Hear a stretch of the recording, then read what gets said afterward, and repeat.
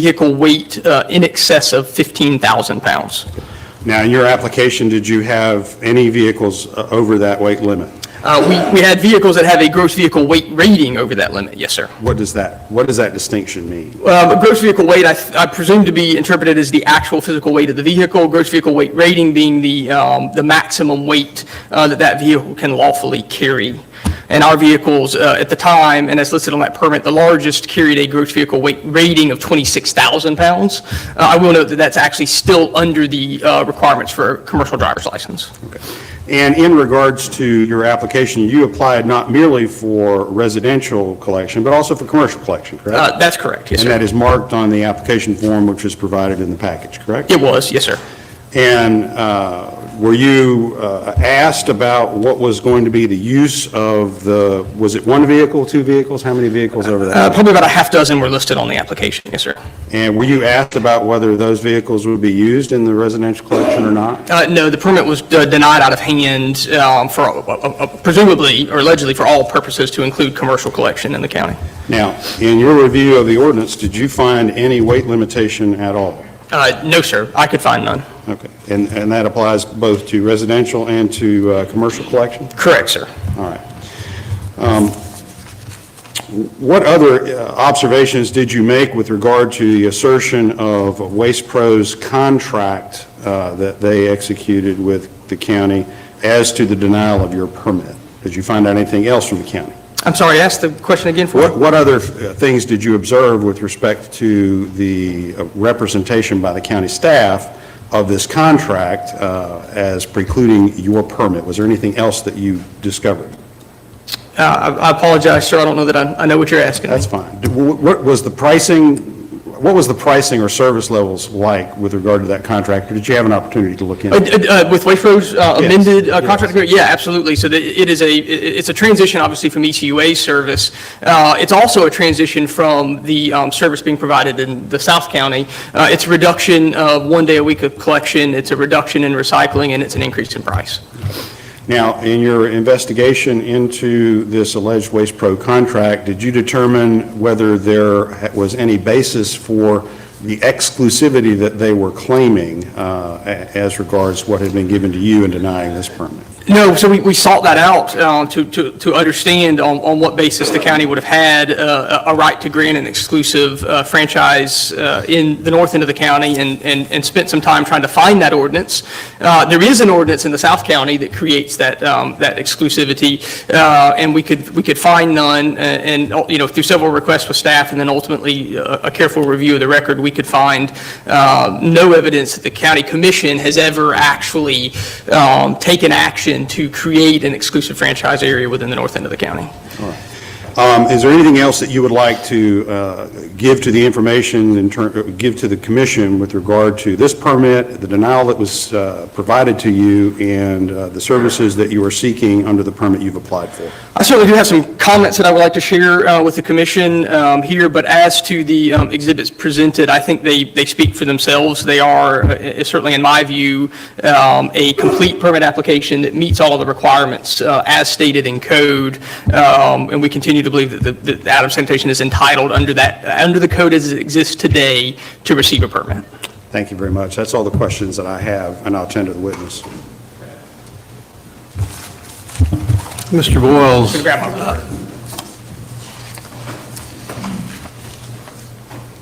yes, sir. at the time you submitted the application on August 13th, 2020, you also sent a letter to Mr. Hill, the county staff member that reviews those applications, did you not?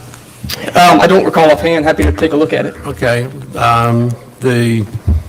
In that letter, you stated, accordingly, we don't believe that the contract terms in the recent residential solid waste franchise agreement purporting to exempt only haulers using trucks with a gross vehicle weight rating of less than 15,000 is valid or enforceable. Did you write that? I don't specifically recall, but it sounds like something I would have said at the time. Yes, sir. Okay. And you further said that said, Adams is currently seeking only the right to run under CDL limit trucks 26,000 GVWR or less. So you were not limiting your application to 15,000.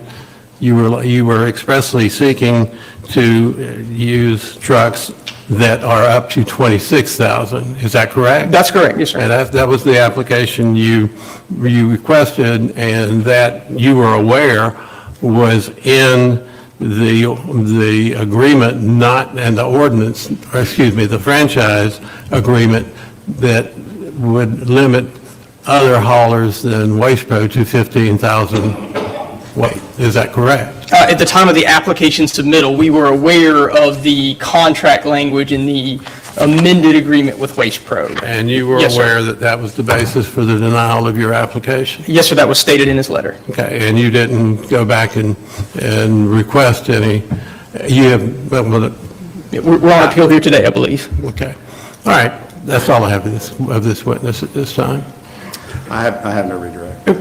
Mr. Chairman, so I think that, with regard to, again, the exhibits that effectively, I think provides everything that is needed. I do have some statements, comments I'd like to make today just in support of our request with regard to the. I'm going to object to matters that are outside the purview of this hearing. Mr. Chairman, I certainly didn't suggest they were outside of the purview, merely suggested they were additional comments well within the purview of the issue at hand. If I may, Mr. Chairman, I have some points of law. I would like my client to be given the opportunity to speak his position with regard to the appeal, which I think is fair. I understand, as far as the relevant and material testimony, these are comments that he wishes to make with regard to the appeal and the position of the company. I'm going to speak to the relevant law and the restrictions and requirements of the county under that law. He's going to speak to these other matters. Okay, as long as we stick to the issue of the permit appeal and all that, and just for the record, Mr. Boyles, we do have your cover letter if you need to see it, that Mr. Okay. Andrews. No, sir, Referenced. yes, sir, Since you I didn't appreciate know. it. So it would have been nice to have been provided a copy of the evidence that was intended to be submitted, but that's quite all right. I get to have mine if you like. No, sir, It was provided to your attorney today, and it's your letter. I would be happy to show it to him, but you didn't tell me which one you wanted me to show him. Well, I'll stipulate it's my letter, Mr. Chairman. Thank you. Yes, sir. All right, may I proceed? Proceed, keeping within the bounds of the appeal and the permit application. Yes, sir, understood, okay. So, and if I may, I understand that, I just want to be clear, that then does obviously include issues relevant to the Waste Pro contract amendment, seeing as how the Waste Pro contract amendment is what is referenced as the denial for the permit. So I just want to make sure that I don't want to get off topic here, but I want to make sure we do all at least recognize that the Waste Pro contract is what underpins the county's denial. Presumably then a discussion of the Waste Pro contract is appropriate. The Waste Pro contract is in the record, the county submitted and provided to us, so I think it's fair for observation, pointing out these points. Thank you, Mr. Chairman. Yes, sir. I appreciate it. So, Commissioners, three reasons that we think that the contract item sanitations should be granted by this board today. The first is that simply it's in the public interest. I think that's evidenced by the fact that this room is full today from folks who have taken time out of the middle of a Tuesday at 9 a.m. During a pandemic to come and make sure that their voice is heard. And I recognize that as structured within this quasi-judicial proceeding, they will not be able to have their voice heard, but I'm optimistic, obviously, this board will hear them before we end today. Commissioners, the Waste Pro contract is a bad deal. The truth is your lawyer should have never let you enter into that contract. He had the obligation to speak up at that meeting in June and forcefully tell you that not putting this contract out for bid was not the right thing to do, and he did not do that for you. Honestly, Waste Pro should have never entered into this contract amendment. They claim to service more residents in Florida than any other trash company. They tout having 300 contracts actively. They knew this deal was bad for the residents, and they pushed the county to do it anyways. What's interesting is not only is this a bad deal for the citizens on the north end, I think more to the point, it's a bad deal for the citizens in South Santa Rosa County. Waste Pro had, in February, and I don't know if commissioners, if you've been provided a copy of this, in February, Waste Pro agreed to extend their existing contract. They exercised the option to take down their additional 3-year term. That contract was awarded competitively. The rates within that contract are reasonably fair. as compared to the value that was being received. And their service may not be perfect, but the commission, the county, could stand behind the fact that those services were competitively procured. The new deal for those citizens that Waste Pro was allowed to amend after just exercising that 3-year option results in an effective 55% increase on a per pickup basis. That's just what the math tells us when we run the math on the number of pickups compared to the new pricing under that contract amendment. Commissioners, franchises, they can work. Franchises can work very well. They work when there's a well-defined scope of services that meets citizen expectations and there is a properly conducted competitive process. In this instance, you had neither. First, the drastic scope change from twice-a-week service to once-a-week service and the discontinuance of recycling was never sufficiently discussed with the public. There were no workshops or public hearings, no surveys were sent out, no press releases were issued inviting public input on what is, as we see, a very important public issue. Under that contract, citizens in places like Berrydale and Cobbtown will get their lawn clippings collected as regularly as their garbage. When you live on 5 or 10 or 40 acres, you don't have much need for weekly lawn clipping collection, but I'll tell you, if you have 2 kids in the house, you do have need for twice weekly garbage service. And again, and importantly, there was no competitive process. The competitive process in a franchise is critical because it replaces the free market. Without it, you simply have a government monopoly. Number 2, commissioners, it's the right thing to do. So imagine, as a business owner, imagine meeting all of the duly required requirements of a permit to operate your business. And then to find out that you've been denied because there's a provision in some other contract document that's 45 pages long that is not publicly available to you. And that contract's between another business and the county. I just don't think that's the way we do business here. We meet the requirements that have been lawfully adopted and published, we get a permit. You don't meet the requirements, you don't get a permit. No exceptions, no yes buts. Fair is fair. Commissioners, you are the policymakers. If you don't think the current structure is in the best interest of the citizens, you have absolutely every right, and some would say the responsibility, to fix that. But until then, commissioners, what we are asking you to do is fulfill the obligation to see to it that the rules that are in place now, the rules that we applied under, are followed and fairly applied by your staff and your lawyer. The third reason, commissioners, quite honestly, if you don't give us a permit today, I think, frankly, you're going to give up the opportunity to a circuit court judge. No disrespect is intended to Mr. Andrews. I'll tell you, I think he's wrong on the law. 2, in his defense, I don't think he knew that there wasn't a franchise ordinance in place or that displacement had never properly occurred at the time that he let the county enter into the contract amendment with Waste Pro. I think once he was enlightened on the subject, Mr. Andrews has probably felt that he has little choice other than to manufacture an argument in defense of the posture that the county finds itself in. That's what lawyers do. They manufacture arguments in defense of their clients. And gentlemen, as Mr. Andrews has stated to you here today, this commission is Mr. Andrews' client. However, your clients are the citizens of this county. Mr. Andrews does not represent them, but you do. A long series of errors and fumbles going back to 2011 and capped with recent bad legal advice got you where you are today. This board, you do not own those errors and fumbles, but what you do own is the opportunity to set this thing right. Now I want to address a couple of questions that I've heard that I think you've probably heard too. And the first is, shouldn't the county honor the deal with Waste Pro? I'll tell you, I try very hard to be a man of my word, and I appreciate it when others are too. However, the contract amendment with Waste Pro isn't a contract between 2 businesses or individuals. It's a contract impacting every citizen in this county. This board's duty is to those citizens and not to Waste Pro. Waste Pro either knew or should have known that the no-bid contract was subject to challenge. You know the old saying, If it sounds too good to be true, it probably is. WastePro knows or should know that when dealing with a public entity, it has the burden to ensure that the county had the authority to enter into the contract. There is case law in Florida specifically affirming this responsibility for a vendor. And honestly, guys, if anybody should be honoring their deal, it should be WastePro. WastePro should be stepping up to honor the 3-year contract extension that it had just signed, promising to provide twice weekly service and included recycling at a fair price in the south end of the county. Second question I think you've probably heard, won't there be complaints about too many trucks running through neighborhoods if Adams Sanitation is granted a permit? Maybe. First, I'd ask you, has moving to a franchise model reduced the number of citizen complaints from the pre-franchise days? I think certainly if we count the recent commentary from the citizens, I doubt it.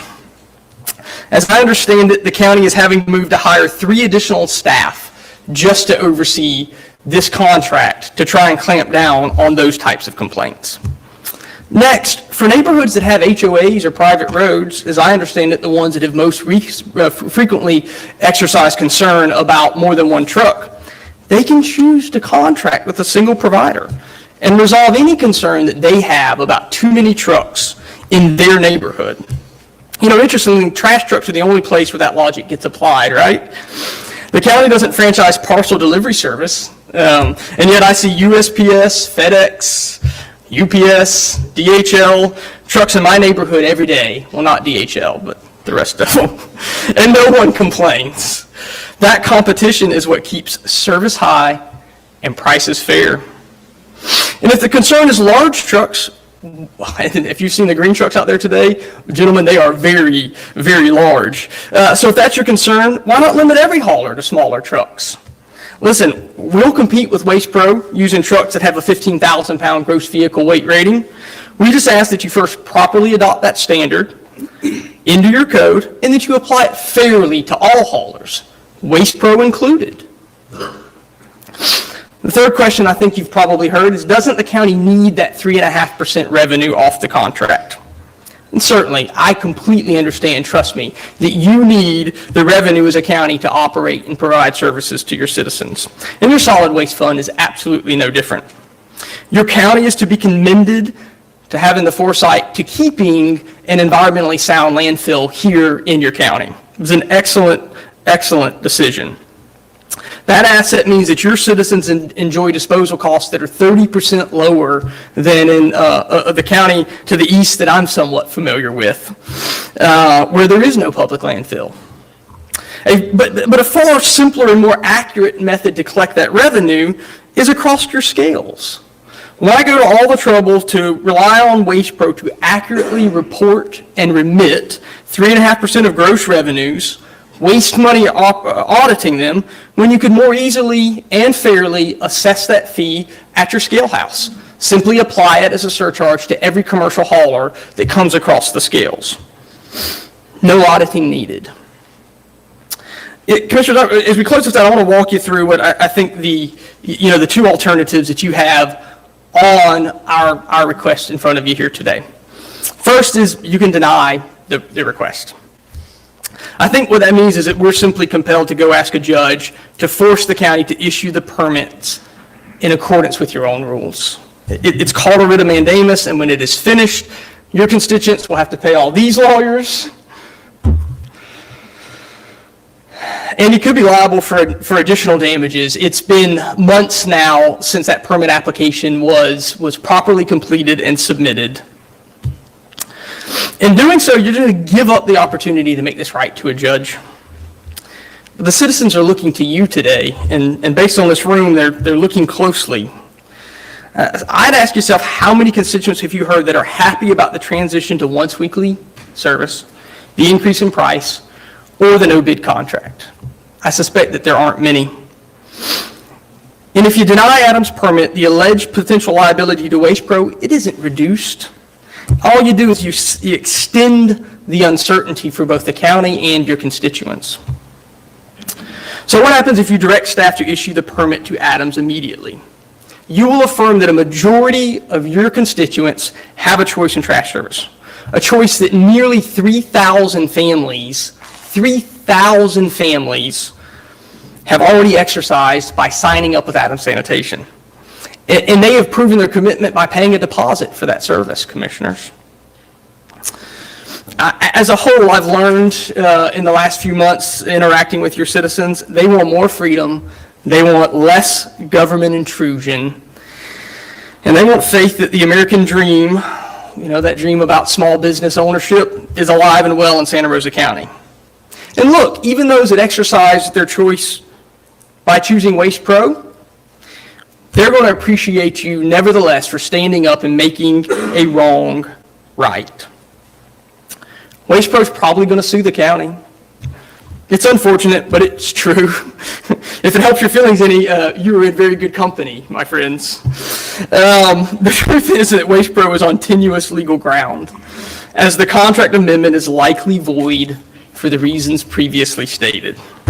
The county can offer the Waste Pro the opportunity to reinstate the earlier South County contract. The one that had a lower cost and more service. The one that in February, Waste Pro sent in a letter happily exercising to provide that service for an additional 3 years to those citizens. And that gives those citizens their twice-weekly service back. And then you can encourage Waste Pro to service as many customers as they wish to on the north end. The truth is they'll get a majority of the customers in North Santa Rosa County. They've got the duty to service those customers anyways, even if they do sue you. It's called the duty to mitigate damages. Then take a year or two, Commissioners. Let the dust settle on this thing.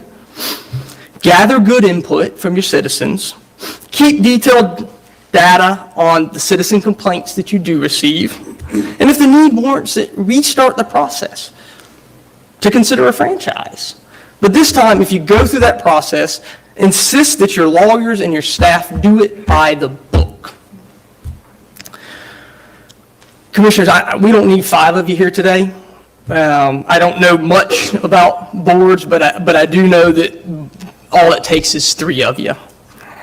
I'm looking for 3 champions. Adams Sanitation's looking for 3 champions. These citizens that are here today, I think they're looking for 3 champions up here on this board that are willing to insist that the county lead by example, follow state statute, follow your own rules.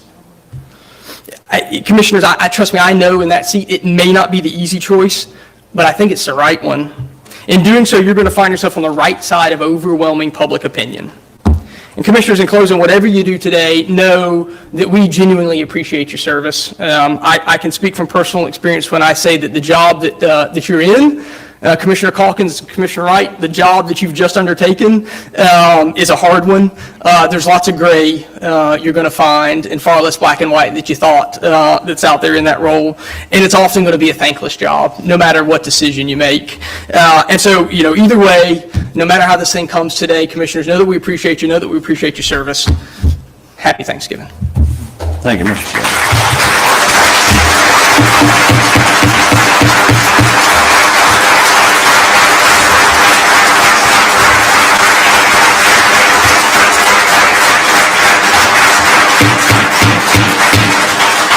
Please. This is a public hearing, not a show. We're not here to applaud or yell or scream. We're going to maintain dignity throughout these proceedings, please. Thank you. Mr. Chairman, let me remind the board that the soliloquy by Mr. Boyles is not evidence other than the evidence that was presented as part of the quasi-judicial hearing, and that his incorrect and unsubstantiated allegations that the county has not acted lawfully are 100% incorrect and disputed, and are not before this board today. Let me speak, if I may, Mr. Chairman, to those points, because the law is coming up, as it usually does, behind the facts. The things happen, and then sometimes the law has to be looked at to see whether or not people who acting, even in good faith, even in their best understanding of circumstances at the time, needs to be corrected. This is an opportunity for that correction, and I'm here to address the specific point Mr. Andrews laid out in the arguments. My my client is also a lawyer for his firm, is entitled to make those arguments with regard to the interposition of this supposed contract with Waste Pro and the points that are relevant, urging you that that door should be opened that you thought was closed when you put together that particular contract. And I'm here to tell you, it isn't closed, because that contract has to satisfy certain requirements of law. But I'm going to start, first of all, with the requirements of this permit. This permit has, under your own code, a set of criteria, and it says it has to be granted according to those criteria. Those criteria do not include any weight limitation at all, period, none. That's the permit that you have in place as a matter of law, which is binding on you because you enacted it as an ordinance. Meaning you cannot invent, add, modify, or anything else with regard to the permit that someone relies upon, submits an application for, and asks to have. One of the things that needed to happen, if you were to have granted an exclusive right and a franchise pursuant to that right, you would have to go back and modify this permit to make sure that it had whatever relevant limitations were to be imposed because of other legislation. That didn't happen. And having not happened, this is the permit you have, this is the permit you have to grant according to the criteria set forth in that permit ordinance, and nothing else, because that's your law. Going beyond that, then we look at the question of what is the status of the supposed exclusive franchise, and what does that mean? This door we're talking about, they think it's, your counsel is telling you it's been latched because you signed a contract. Well, I'm here to tell you, you may have thrown a bolt on it, but if it doesn't have hinges on it, it's not a locked door. And it doesn't have the two hinges that it needs, and I'm here to tell you what they are. First of all, exclusivity. Exclusivity has specific requirements in law in order for it to be enacted, and one of them is not a contract. It requires legislation. Under the cases that I have provided, and as you know, Waste Pro has filed a preemptive and we think abortive lawsuit. We've already filed a motion to strike the entire thing last night, and I've provided the relevant law to that point for each of your consideration. But the important thing here is exclusive franchise don't exist at common law. There is nothing to grant in a contract until and unless you legislate it into existence. It requires affirmative legislation to create it. Now, in the South County, you did precisely that back in 2011. You enacted an ordinance, you defined a franchise area, you granted exclusivity according to that ordinance for the areas east and south of Eglin Air Force Base. That's what your ordinance says. That is your law. You granted franchises in one instance to Waste Pro and in another instance to Waste Management down there, and those aren't questioned because you enacted the proper legislation and then were enabled to contract for those franchise areas once you had created the thing you could contract for. That has not happened in the North County. There is no franchise area that you have legislated into existence that you can then grant by contract. So therefore, they cannot travel on that in order to assert any exclusivity as against any other permittee who comes along. And the bottom line is, even if that franchise were valid as a contract without considering the question of exclusivity, there's nothing wrong with non-exclusive franchises. They're all over the place in Florida law and in Florida municipalities and counties. They're not that uncommon. They just mean that you're going to have certain franchise players and you're going to have other permittees who are competing within the bounds of whatever franchise terms you may have. But that's not what happened here. And with regard to the North County, you don't have the requisite legislation in place to be able to grant an exclusive franchise in the first instance. We cite both to the Scenic Hills Utility Company, City of Pensacola case, 156 Southern 2nd 874, which respect, it said, quote, with respect to the granting of franchises, they derive no powers from the common law, and consequently, they may only exercise such powers as are conferred by statute, or in your case, ordinance, when you exercise your delegated legislative responsibility, which you do. So there being no basis for the exclusivity, then we have to look at, well, you granted a form of contract. Well, franchise is a form of contract, whether exclusive or not. And what does your code say about granting of those contracts? It's for services for a county purpose, and under your own ordinance, it says that services for a county purpose, under section 2-222, says those have to be bid competitively, or they have to come within some exception that you have put into your procurement procedures manual. Well, you have that, and there are some exceptions. The problem is none of them apply. You didn't bid it competitively. And interestingly, when the franchise was created in the South County, what did you do? You issued an RFP, a request for proposals, a form of competitive procurement, which is perfectly appropriate. Waste Management got theirs under that form of procurement. Waste Pro got theirs under that form of procurement, according to the proper forms and in accordance with the law. And nobody's questioning that at all. Those are perfectly valid. What's being questioned here is the manner of extension of that without the underlying foundation, like you build a house out over your foundation and it starts to crack off because it's got no support for it. That's what we're talking about here. Well, on the question of competitive procurement, what exemption might you look to apply? Well, what it appears is that staff or someone was looking at the piggyback exemption. You have what's called a piggyback exemption. Some of you may be familiar with that, some are not. If you've been around municipal or county government for a while, you may have come up with it. What a piggyback is not an exception to competitive procurement. It is a means to assure that the procurement has been competitive in front of some public body with that responsibility.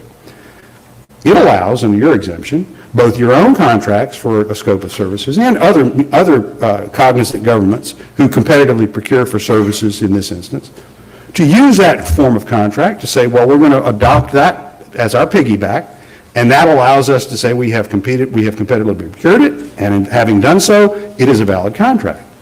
Here's the problem.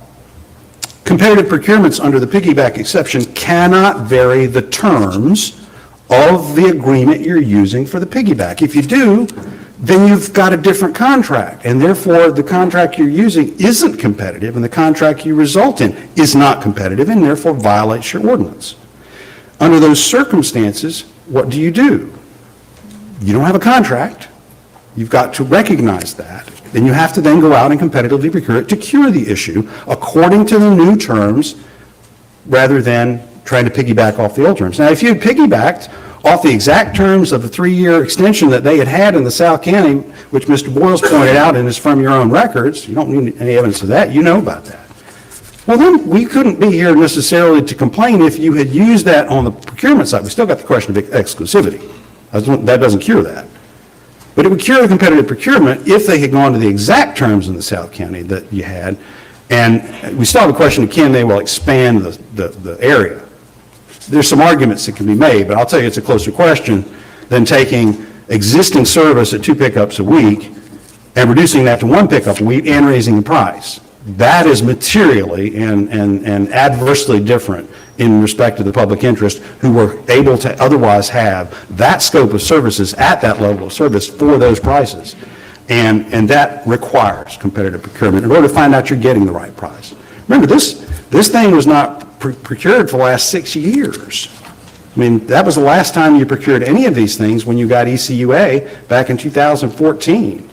There was an RFP, but in fact, you didn't actually enter into a formal competitive contract as a result of that. You entered into an interlocal agreement with ECUA, which is a wholly different creature and is covered by a different exemption under your code. You have an exemption which says you can deal with other units of government for services of this kind without having to comply necessarily with competitive procurement because they have other assurances that what they're doing in terms of the prices they're charging and the costs they're passing through are appropriate and monitored. And so those exemptions apply. Well, you can't just carry that over into a private contract with Waste Pro. Never mind the question of exclusivity. So when we come down to all of this, you don't have a weight limitation in the permit we're here on specifically today. The alleged exclusivity doesn't have the requisite foundation to support it because you haven't legislated. You could, absolutely you could. You have that power, but you haven't done it. You've exercised it before in the South County. You haven't done so in the North County. Exclusivity doesn't exist as a matter of law in the North County. You have not satisfied the requirements to make a contract according to your own code by competitively procuring it or finding an applicable exception that assures competitiveness or other requisites like with a unit of government exemption. And the piggyback that you use is materially deficient because you varied from the contract that you were using as the model or piggyback for that. All the authority for these points is set forth in my brief here. The one I would point out most applicable is called the Excella versus Sarasota County case. It's 939 Southern 2nd, 1035. And it's very clear is that to be, quote, competitive, is that the terms, including the scope of the county contract, must be substantially the same as those of the existing contract, close quote. That's the Excella Court, 2nd District, 2008. Okay? This is no different. You can't, that contract was void as a result of that, because of the failure to exercise the competitive procurement. Void and of no effect. Now, Waste Pro, if you recognize that these two hinges of the door that Waste Pro is trying to tell you is closed and locked, no, you can't open that door anymore. You can't go into competitive procurement. You can't have the needs of your citizens addressed by those appropriate public processes that should be done, both as to whether it should be exclusive and as to the procurement for the cost and levels of service that the people expect. Yes, you can, because that door has no hinges. It doesn't have the exclusivity it needs, it hasn't been competitively procured, it doesn't matter how good the lock looks, doesn't look how it's going to come off the hinges. And we're already having to litigate that question with Waste Pro because they made an abortive attempt to hold on to something that they know. They know this law is not anything that should be a surprise to them.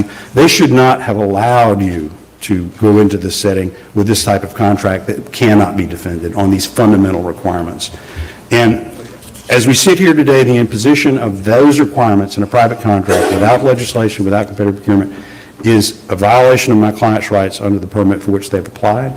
We ask you to grant the permit, recognize that there's competition in North County, and we'll fix the rest of it as we can, and however you choose to do so on a going forward basis, which you have that power. You have those choices before you. They are not foreclosed by anything that has happened to date, and we're here to assure you that and to urge you that you should issue this permit as it has been requested and as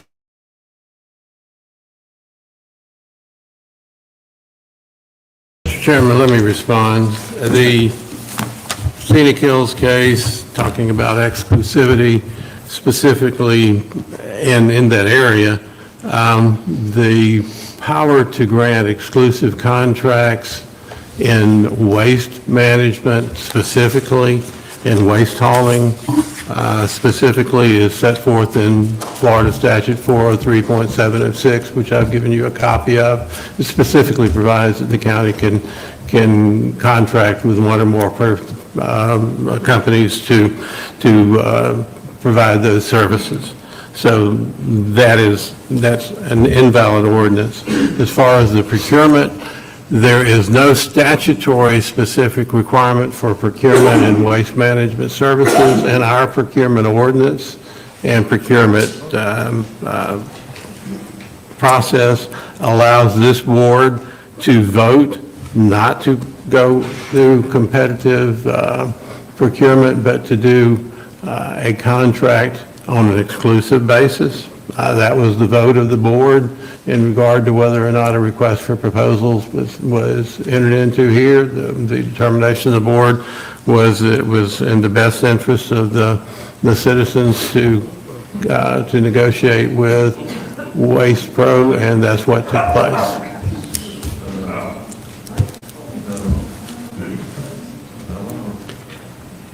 If I may respond to the 2 points raised by counsel, I won't go beyond them. First of all, 403, I must say I'm a tad shocked to hear a county attorney saying your ordinance is invalid rather than defending it or harmonizing it with the statute, because there's nothing inharmonious about your permit ordinance and 403. 403 recognizes, yes, of course, you can have exclusive franchises. It doesn't authorize them. It doesn't provide a statement that there shall be exclusive franchises. It gives you the option to do so in accordance with law. And I've just told you. There's nothing in 403.706 that requires that a franchise ordinance be put in place to exercise a contract with an exclusive contract with a waste provider. There's nothing that you can point to that says that. So the board needs to understand that that is a grant of power to the board. And with respect to counsel, and if I may complete my comment, 403 is an enabling statute that says you can manage solid waste in accordance with that statute. It also says you can exercise the powers granted under 403 however you choose. not necessarily by contract, if the other prevailing law, as regards exclusivity, requires you to create that in the first instance. Simply because the statute says you may do it doesn't mean you have done it. And in fact, to do it, you require affirmative legislation to create it, because there is no law of exclusivity running around out there. And moreover, there's nothing that's in 403 that says you can just disregard your competitive procurement, or your competitive procurement statutes or ordinances are invalid if they can be harmonized. Well, there's nothing wrong with having competitive procurements under 403. There's nothing that prohibits it or says thou shalt not do it or ought not do it or anything else. It simply says that where you have existing players in a market, there's a displacement procedure. That's not really an issue here. We have a pending permit for something that hasn't yet risen to the level of being able to displace anybody as a matter of law, because the foundations for that don't exist. So as regards that, there's nothing inharmonious about your ordinances in respect to 403 or anything else. What's inharmonious is the fact you have a contract out there with exclusivity, which hasn't been legally created and has been let without competitive procurement, which is required by your own law. Thank you. Let me further point out to the board that in our Code of Ordinances 18-64, 3 issuance, it indicates that upon determining that the activity, service, or facility for which the permit is sought will comply with the terms of this article and with all county regulations and ordinances, all county regulations, the director shall grant a permit allowing the pursuit of such activity upon such terms and conditions as the director may deem to be in the public interest, which in this case is subject to the 15,000 gross weight exemption set forth. May I speak to the point of, and again, I will narrow my comments to that. First of all, the scope of discretion that's talking about is only as to activities under the permit.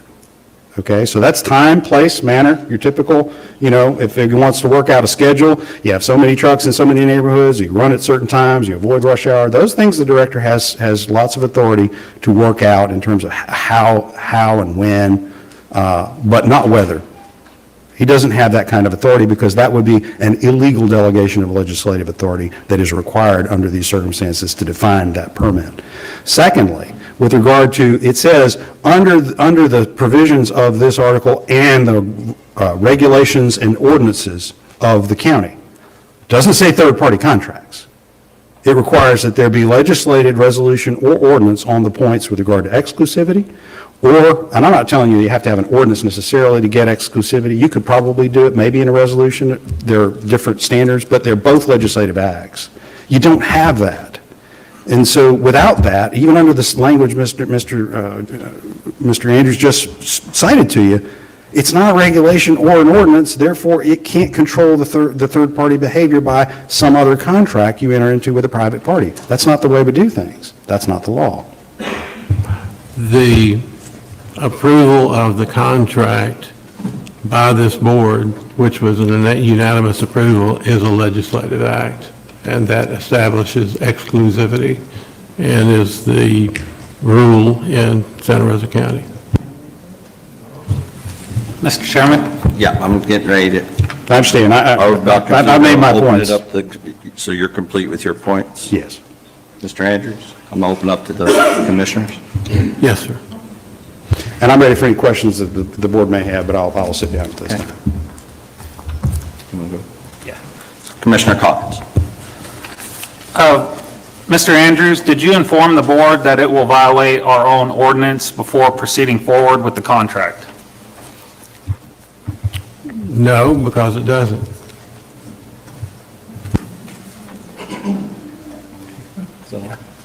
Mr. Chairman, Commissioner Parker. just a couple of questions. I know I was the one that called the county administrator and requested the meeting, and for full transparency, it was because quite a few folks, even here in the audience that I talked with about the issue, I really couldn't give a clear answer to our direction moving forward, and obviously under Florida law, we can't work this out outside of a public meeting. So we needed, I think this is an important enough issue to deal with, and as was stated earlier, not delay. Couple of questions, just so I think everybody, including my fellow commissioners, are privy to background information on this. Dan, I wasn't able to do it at a public meeting, but on the phone, I know, and we did have a follow-up yesterday, I had told you and Roy, Mr. Andrews, that I've heard from attorneys on both sides of this issue. I mean, clearly, we just heard that today. And, my dad used to joke that an attorney will argue for whoever's paying him. And so I asked for a third-party opinion. Can you provide us with any information on that today? So that we have an outside objective legal opinion? I can't provide you with any written evidence or documentation. I think under this quasi-judicial hearing, I don't know if I'm allowed to. I had a conversation with an attorney, but it was informational only and nothing provided in writing that I could submit as evidence to the board. I think, I think unfortunately that sort of leaves us at a continued handicap, quite frankly, as commissioners. I will recognize, I was going to ask, I will recognize, we are very thankful to have one of our state representatives here today, Alex Andrade, but I know you're also an attorney. I didn't know if you were here to speak on this matter, or, I'm not calling you out if you're not, but please. It was sort of my line of questioning just for other legal thoughts on this. Unfortunately, my opinion might be construed as biased because I do work at Moore Hill Westmoreland with Mr. Mead, and I'm here in that capacity today.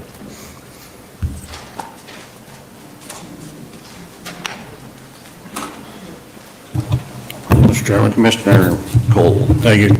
Being one of the board members that's been on the board since we enacted franchise areas in the county, what I recall is it worked so well on the south end that the folks on the north end of the county asked for it also in the Pace area.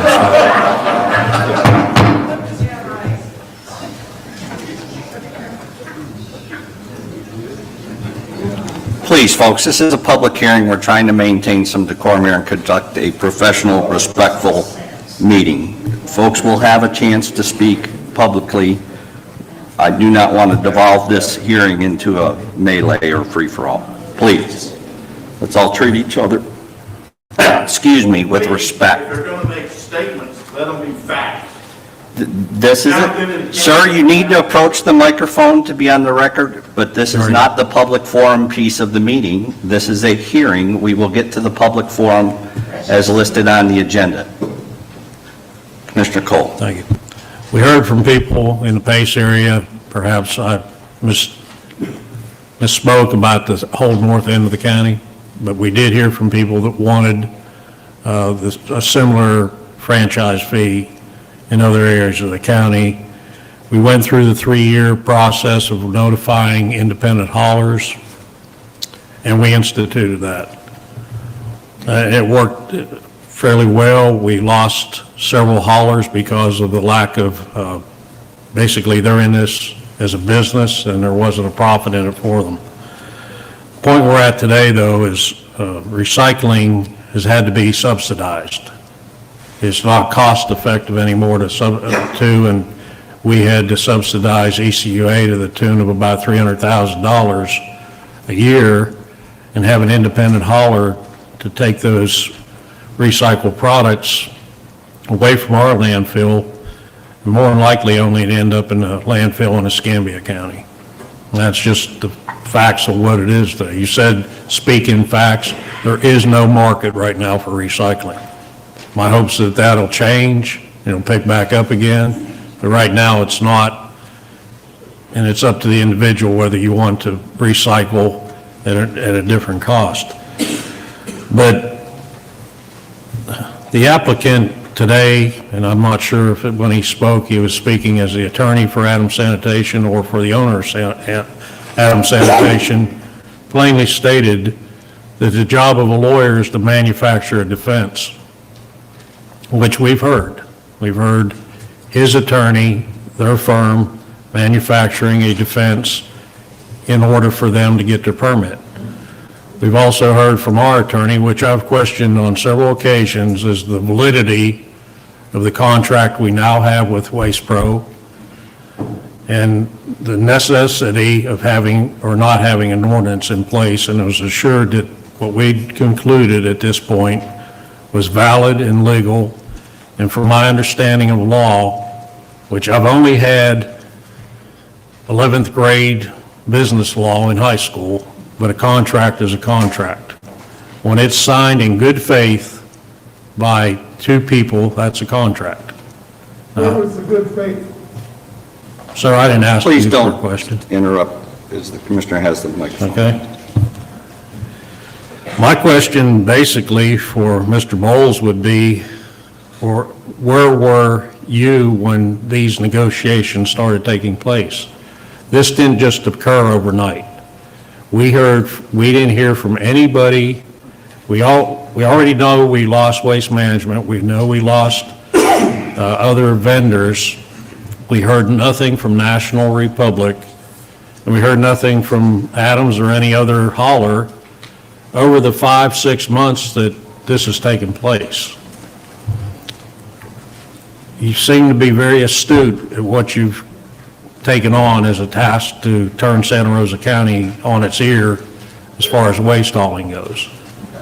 So had you came to us, any one commissioner, staff, and said, hey, wait, guys, I'm interested in getting in this program, why you're not doing this, before the contract, before the fact, I'd have much more appetite to listening to this and hearing your permit. Because it's certainly easier to prey on the public when you know the facts after.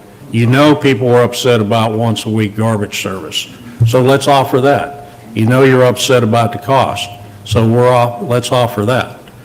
It's easy after the fact to make yourself sound better than anybody. I could do it in my own business. You come to me and say, hey, guys down the road want $500 to do the brakes on my car. What are you doing for? Well, what am I going to tell you, $550? That'd be silly. I'm going to tell you a few bucks less because you want the business, plain and simple. You want that business. I'm a businessman. I want business. It's how the world goes around. So that's a concern of mine, to come in after the fact and make these offers. And when we get to it, I've asked the county administrator to do an exact comparison, because you're not paying a franchise fee. You're offering, basically apples to oranges type thing. And again, after the fact, I'd entertained and be glad to have this discussion prior to us getting to this point. So that's my question. Where were you 6 months ago? Yes, sir. Why didn't you approach this 6 months ago and at least show an interest in bringing something to the board? Very, very fair question, Commissioner, Mr. Chairman, if I may. So a couple of thoughts. First, this goes back to the earlier discussions about waste management and ECUA. I think there's been some insinuation that, they abandoned Santa Rosa County. And, while those folks are potentially my competitor too, I have to speak up and say they didn't abandon Santa Rosa County. They completed the term of their contract, and they simply opted not to exercise additional renewals. And I think what they were telling you was, whether it's been market conditions, whatever circumstances had arisen, the cost model was not working, and it was time for the county to take a look at doing something differently. And so they didn't abandon the county. Your staff, I presume, read those contracts and knew when they expired. And let's be honest, waste contracts, you don't wait until the last minute to go out and bid them. They're complex, they're complicated, they require public input, they require competitive bidding, and so you have to really get a running start. And so the conversations your staff should have been having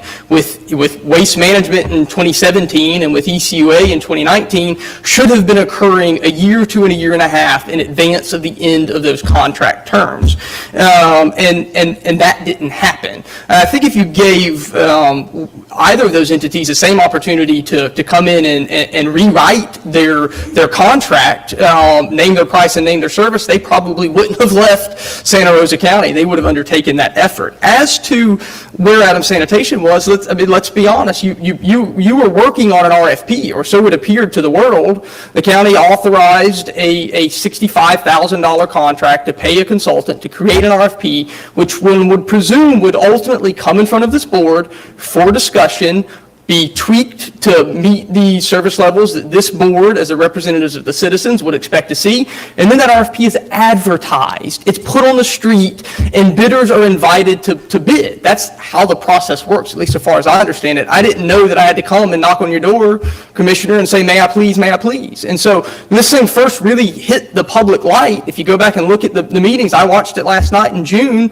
it was, this commission had that proposal from Waste Pro at the same time that you got to look at the RFP. Waste Pro saw the RFP before you did. And so that didn't happen until June, when you're now 6 months out from the end of the process, and it left you with, frankly, few options. But I don't know that it's fair to assign that responsibility to Adams Sanitation or to ECUA or to Republic or to Creek or to any of the other waste haulers that are out there to be beating on the door saying, please, please, please. I think everyone was sitting back and watching the process and expecting what I believe is reasonably to allow that process to unfold. With regard to price and service, I want to note, yes, sir, we're advertising twice weekly service with bulk, with yard waste, can included for $27.50 a month. We think it's a reasonably good deal. We don't make a lot of money, but we make a little money. It's a volume business, and Commissioner, that price hasn't been manufactured for Santa Rosa County. It's not a bait and switch.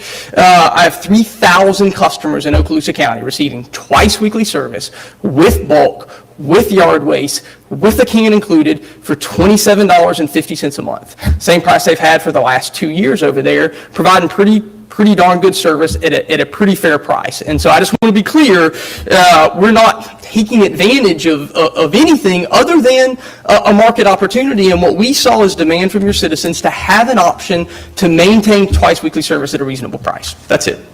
Thank you, sir. Commissioner Park. Thank you, Mr. Chairman. I know we don't want to lay this out forever. We're just talking in circles. Quite frankly, I wasn't here when we went to the franchise agreement on the south end or the north end. I will say I'm going to ask a couple questions that are pretty pointed, and again, this is just because it's the only time that our board can talk these issues over together, and then I'll touch on a few comments that were made by sort of both sides of the aisle on this. But Roy, I know there, for lack of a better term, this board got put in a pretty awkward situation last month with, I think you added to the agenda item about amending an ordinance that dealt with this, and then it was tabled because I know you were out of town. But there's been some discussion about, clearly Mr. Bowles' case today is that this board should have never entered Waste Pro's agreement because we were ill-advised that we had the legal right to do so. You have said that we did, but can you go back, since you weren't at that meeting when people asked questions, on why that amendment was requested in the first place if it wasn't necessary? It's not necessary to have a franchise ordinance in order to award an exclusive franchise. 403.706 gives the county the ability to do that without an enabling ordinance. There is an ordinance in place in South Santa Rosa County that was put in place in 2011. I like consistency, and I'd like to see that, or like to have seen that ordinance amended to include all of unincorporated Santa Rosa County. The board, or there was concern on the part of some members that would look like some type of end run, and that is not the case, but it does make it consistent. And I'd still like to have it consistent. I like consistency. I'll tell you this, I sat on a debate stage running for re-election a few months ago, and I answered the question when I was asked about the Waste Pro, and I said, I wish it would have been handled differently, or the contract, the wastewater contract. I'm sort of asking legal opinion here in hindsight from what we've heard and what we've learned over the last few months with our procurement policy. Obviously, and I know he mentioned the piggyback thing that was brought up before. I think you could argue there was a substantial change, even if volume was equal, at least on frequency. That's, people are here because they consider it a substantial change. Should we have entered into that agreement, or everything he brought back, and honestly, we go through so many meetings and issues of such level of diversity, it's easy to forget, but I do remember, I'll let you answer, and then I'll sort of end my train of thought. Do you think in hindsight we should have went out for procurement on that, or do you still feel like that was legal to move forward with, or? And that's basically what we're here to decide today. Under the procurement ordinance that we have in place, the board can make a determination not to use that ordinance or do competitive bidding. Staff, including I, recommended at the time that an RFP be done, but the board felt that the advantages of negotiating with the existing hauler and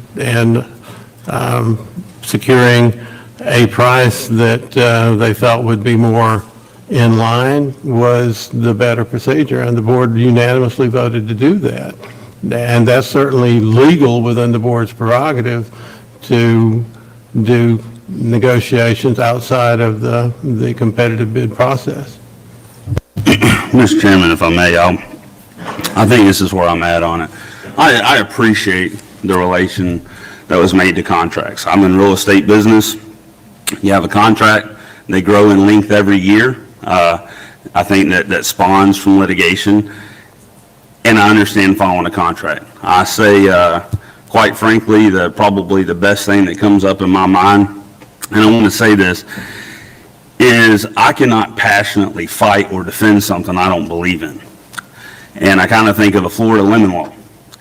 You know, people sign contracts to buy vehicles, and then they realize, hey, unfortunately, there's a problem, and there's to go back. And sort of here's where I'm at. I feel like, just like no third-party opinion today, and I'm not pointing things out, but I feel like this board was handicapped on decisions that were given that brought me, I can only speak for me ultimately, to make a mistake of not fighting harder against entering that contract because of information I was given, i.e., and I'll lay this from my reason to my fellow commissioners, our staff requested us to hire a consultant to help us mold this waste hauler RFQ.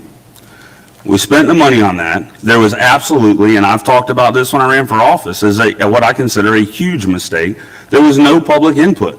We hire a consultant that's supposed to be a professional. We depend on staff to go over the parameters of what this consultant is going to be paid for. And then we find out afterwards, after, for lack of a better term, it sort of explodes that we didn't get any public input. That was not provided to the board as part of hiring this consultant that we spent money on. Then that was provided to Waste Pro, and quite frankly, I will say my feeling, and I can't speak for the other two commissioners that were here, but we were being told at that point, well, if we don't do something, and even some of our former board members that were on the board at that time, if we don't do something now, the north end is not going to have trash service. And so, quite frankly, I felt like we were backed into a corner, and some of that information, I look back and say, I don't think was necessarily the most prudent. I think we could argue that if we would have started that yes, absolutely. We had coronavirus, and it was the infancy of that, and wildfires and tornadoes, and I know other things going on, but you could argue that if we would have started this process 6 months sooner, we could not have been told, guys, you got to do this, or we're not going to have time nobody's going to have trash pickup at the beginning of the year. I can't go back and undo what was done, but I can tell you that the things I've learned henceforth from that decision, or after that decision, sort of dictates where I act henceforth. And that is that, yes, we made a decision, and i.e., I was one of the members that voted for that contract, did so based on information provided to me. Then we get this, and quite frankly, all I have is two very respectable, very intelligent legal minds arguing opposite sides of the coin. There is no objective opinion that I have here today of someone as far as from the legal process. I think, and I apologize that I forgot your name, but I think the gentleman standing here brought up a good point. You know, these people here are probably mostly like me and most of us. We didn't run for office so we could look at thousands of pages of document and say, well, here's the legal argument. I think most people want common sense decisions. Common sense decisions are that we have had hundreds and hundreds, if not into the thousands, really, when you count households represented and 2, 3, 4 member households, just like myself, reach out to us and say, guys, this was a mistake. Okay? I think we all agree. I know I've made mistakes in my life, and nobody expects us to walk on water and be perfect like Jesus. But they do expect us that when we have an opportunity to correct that mistake, that we do that. I don't know the perfect legal remedy moving forward, but I can clearly say that I cannot if we're going to be forced to make a decision today on an appeal, I can't dig my heels in and defend a decision that I made that I feel like was based on less than perfect or less than prudent information. That was sort of a culmination of just bad decision after bad decision, but we're here. And as painful as this has been, honestly, to sort of be the whipping post of part of that bad decision, ultimately, and I kind of read this 403 as it comes out, and I looked at this. Ultimately, when we look at this, maybe what Mr. Boyles and Adams Sanitation has done, if it's to the benefit, even if that means that I've had to be called a few names or whatever, who cares? But where it says that, we have this right and responsibility, if it's for the best interest, to protect public health, safety, and welfare. I can't make that argument. And so if I am forced to make a decision today, I cannot make a decision to deny that permit, because everything I have learned since entering in that agreement has made me publicly, even before I was reelected, say, and I know Mr. Wright was at one of those meetings, actually on the same stage, where I said, I think it could have been handled a lot better. And if I have the opportunity to fix it, I want to do so. And it'll be unfortunate, but at this point, we've got attorneys involved on every side at this point. We've got legal letters going out from the county, Waste Pro Adams. It's sad that it has led to that. I depend on staff. I depend on my county attorney. I depend on my administrator. I depend on our, environmental guys to give us the best information. And I think that dependence, and many of you know, especially as business owners or managers, you depend on what your employees tell you. And you make the best decisions you can. But I can tell you since then, I have not had those hundreds and hundreds of people reach out to me and say, hey, I think you made the right decision. I'm glad on what you're doing. I've got my family members. I've shared with county staff. I've got family members that were saying, well, what's going to happen? I said, I don't even know. That's why we needed this board meeting legally to be able to say, what are we going to do as commissioners? And so as far as this issue, I know we're going to be talking about the franchise issue later, but it's just like really, as Mr. Boyles stated, it's one issue to me. And that is that, hey, if we go with the franchise agreement or we don't, and quite frankly, I remember when it was passed and I wasn't a commissioner, my dad was very upset about it. But then I think I've also heard a lot of people, I have had people say, I have no problem with one provider, but I do think a competitive bid process would be the appropriate way. So if I'm forced to vote on this today, I think I will wind up voting to support the request to approve the permit application. Mr. Chairman, Commissioner Cole, if I may, I just want to respond briefly to a point made by Mr. Andrews, and I greatly appreciate the comments of the Commissioner. And I say this simply not to make elaborate argument. I simply want to point out that if you're going to change the process, there's a process to change process. And in your procurement code, it says what that process entails. It says any future amendments, deletions, or revisions to the Santa Rosa County Procurement Manual will be accomplished through a resolution as approved by the Board of County Commissioners. Not an ad hoc decision on an agenda item for an RFP to say, no, we're going to substitute an amendment to a contract that wasn't competitively bid, or make an ad hoc change in the course of these things, which your only other right in respect to what Mr. Andrews said was your right to reject all bids when you've started a procurement. There is no authority in your procurement code that I can read that says you can simply dispense with it if it applies. And we believe that it does apply, as it applies to all services for county purposes. And I say that for this purpose. Lawyers get up here and argue about process all the time, and I understand the frustrations of folks like Commissioner Parker and the people talking to him. What is the process for? You are a legislative body. You're also an executive body, but you exercise a legislative will. You decide what the law will be. That's not an easy job. I don't want it, quite frankly. It is a necessary job because you have to coalesce the will of this diverse body of citizens out here and people who aren't here as to what they not necessarily like, but they're willing to grudgingly accept because it's been put forward by people that they have elected and have discussed the questions and processes they have access to and can contribute to, and at least they understand the decision when it is made according to the process by which it is made. That process is the key to a legislative decision, and I agree, it is a legislative decision, and we've got forms of process that have to be observed to come to that correct result. And I'm just asking that those be followed. That's all. Commissioner Cole? Through the chair to Mr. Andrews, the statement where the weight of the gross vehicle weight of a vehicle was not in our permit application, can you clarify that for me, how that would roll over to being inclusive to this application? The ordinance provides that it sought to comply with the terms of this article and with all county regulations and ordinances. And the franchise agreement is a county regulation. We have entered into a binding agreement, and we've enforced it for 6 years, and longer than that, that limits the franchise area to one hauler and those vehicles that are less than 15,000. So that's, and it's not, the ordinance puts folks on notice of what the requirements are, and it by law can't be so vague as to not be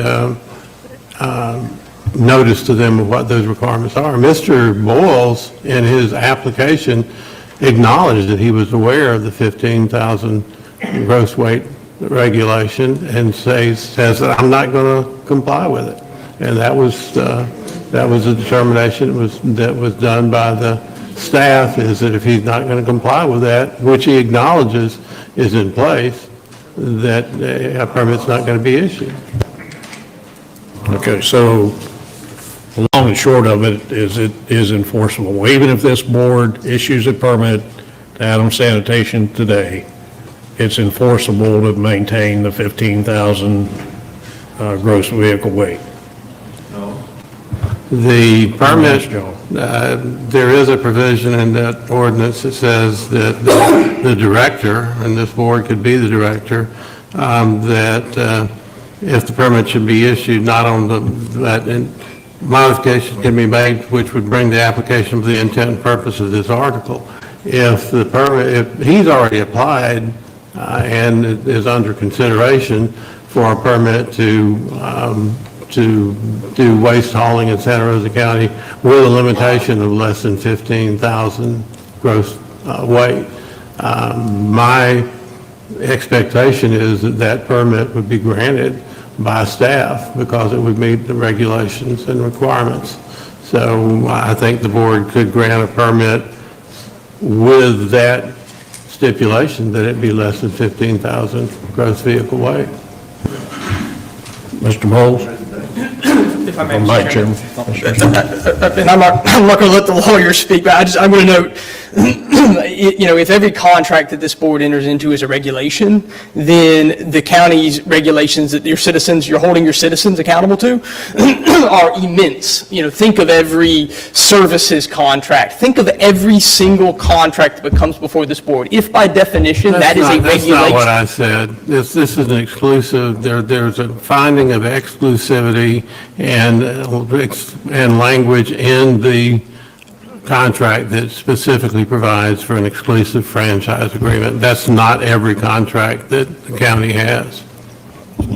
So then the question becomes, how does a citizen know which contract is a regulation and which contract is not a regulation? And I think that's because you do a resolution or an ordinance. That's why. So citizens know which contracts they need to look to find the rules that are going to regulate them. But I want to speak to this 15,000 pound rule because this is very important. 15,000 pounds are an F-350 450 pickup truck. There is not a manufacturer of a compacting garbage body that will fit on a 15,000 pound rated chassis. Trust me, because I've looked, I have talked to the engineers for the manufacturers. If it has the ability to compact garbage, the simple weight of that body makes it so that you can't then actually pick up any payload because you're going to exceed 15,000 pounds.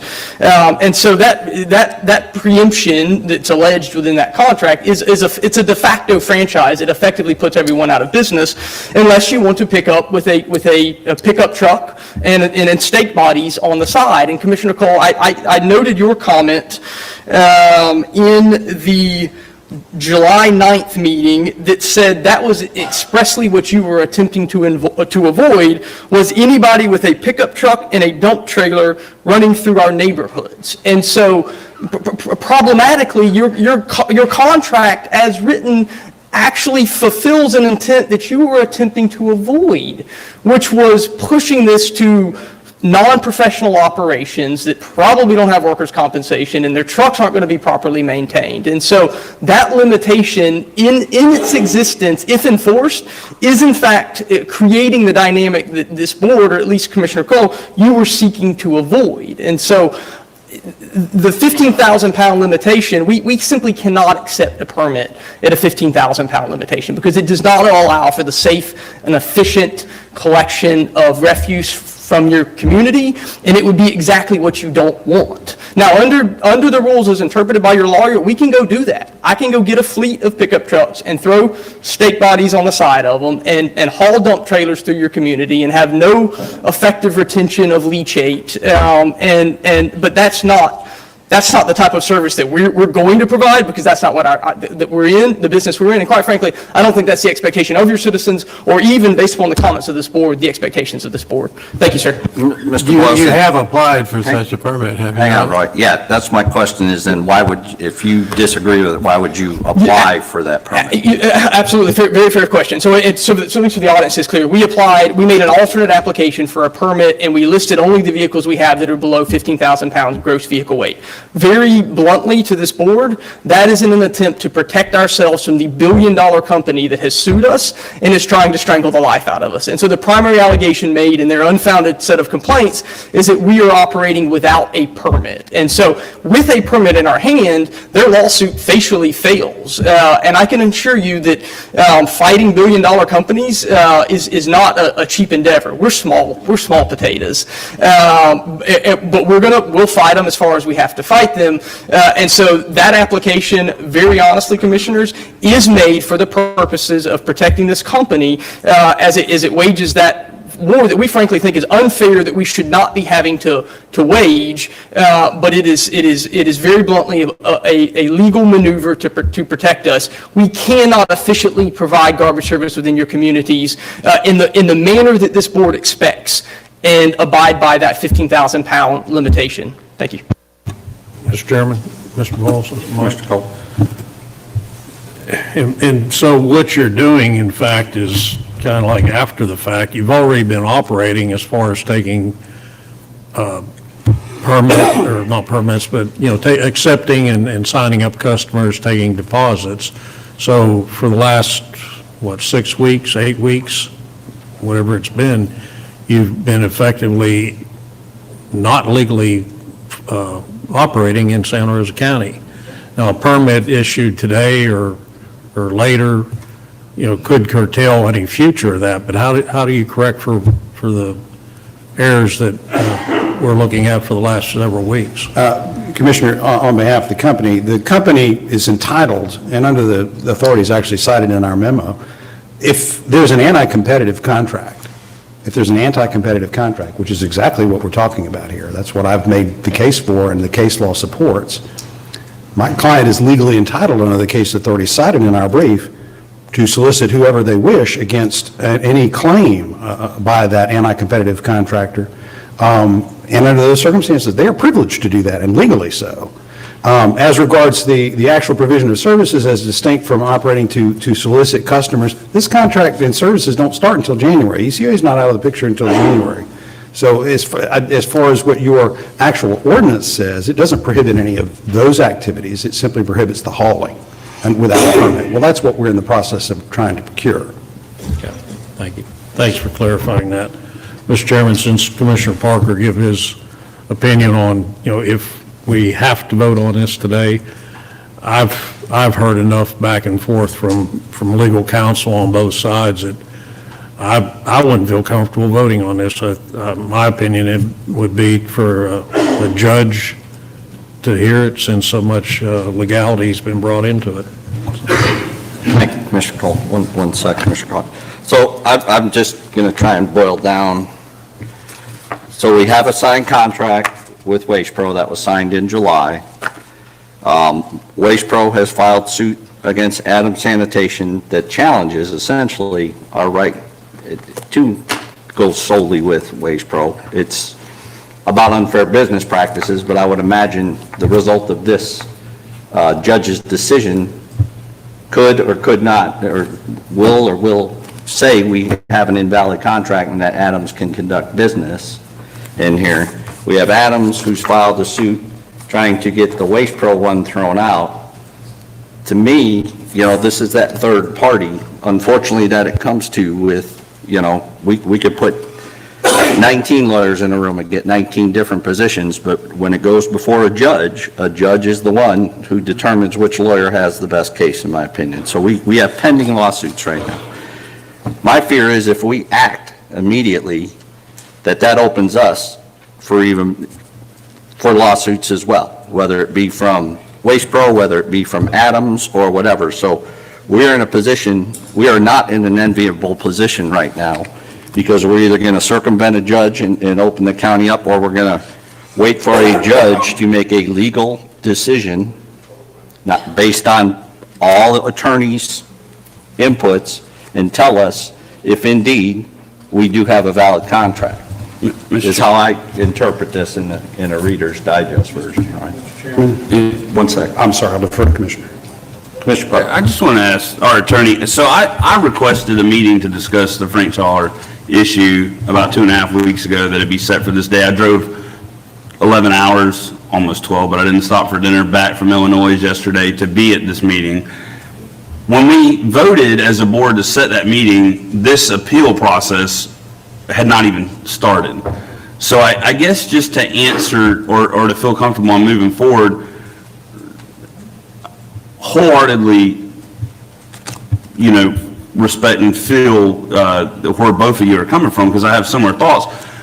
But that leads me to ask Mr. Andrews, our legal counsel, why set this appeal hearing before the court order that was already set, if that is the de facto third party? The appeal was filed. The process requires that 10 days notice be given for a hearing. This hearing was set before the board. It met the requirement of the 10 days notice. It's appropriate to have the hearing today, and that's why it was set today. So in your legal opinion, when you say it's appropriate, you effectively, and I'm just being clear, so especially we've got two, my God, could you imagine going out here and getting elected and this being your first county commission meeting? I almost feel like we should all tip our hat to these two guys that didn't ask for this. And I've told them both that. I said, you're walking in, you didn't ask for this. Are you saying then basically that in your legal opinion, we should not table this to wait for the court order because you said it prior to the court order? I mean, I would have thought, I sort of saw the thing, hey, I was told this is coming before a judge, we're going to hear something. Unfortunately, COVID pushed it back a week, but then this was set, and we already knew that was coming the 30th. Are you effectively saying that we should not table this, that we have to take action before hearing from a judge by setting the meeting? I'm not saying that you have to take action. I am telling you that the court, the circuit court, is going to defer to a determination by the legislative body, which has the initial ability to administratively determine what their statutes, regulations, contracts say. So the decision of this board, if the board makes a decision, is going to go to the circuit court with a presumption of correctness, and that is going to have a bearing on the decision by the circuit court.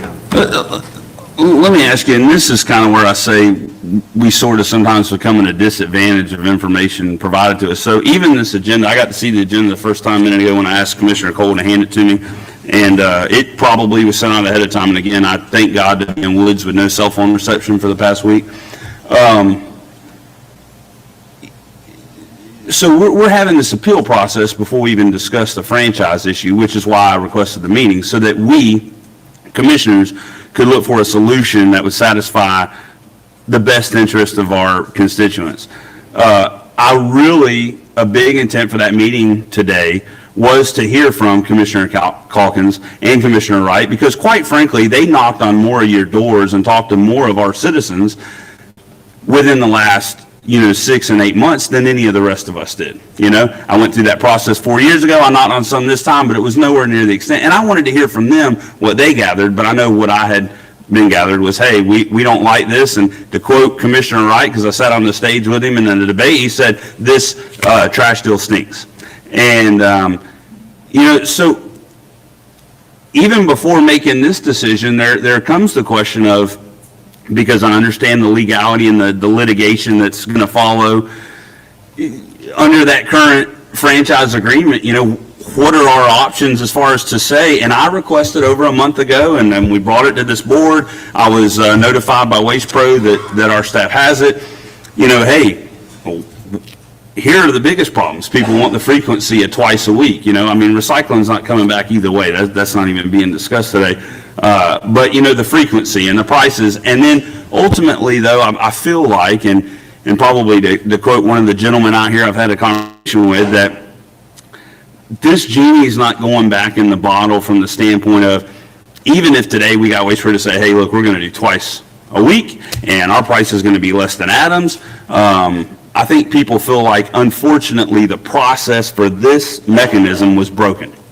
And I'll look back and say, I feel that way. I don't, and that's why I can't fight for this, is because I don't believe in it. I feel like we were given information that culminated into a mistake. And I said that prior to getting elected, and I'm not going to say, well, I got reelected and I'm just going to turn my back on it. So I guess I just kind of had to work that through my mind there, Roy, and I apologize that maybe I had to do it through the microphone to say, well, should we try to amend Waste Pro and get them to satisfy folks? I think really where we're at right now is just that the process has probably got to go back to the drawing board as far as from what I've heard from citizens. And again, I haven't even heard enough folks to fill up one row that have told me, hey, I love the deal that you cut for me. And so I guess I really don't have any other opinion to state that I haven't already stated, other than it sounds like our legal counsel is advising us. Same thing I was told by Mr. Boyles, in a conversation. They said, quite frankly, a judge is going to want your board to make a decision. And so I've already let y'all know where I feel on that decision.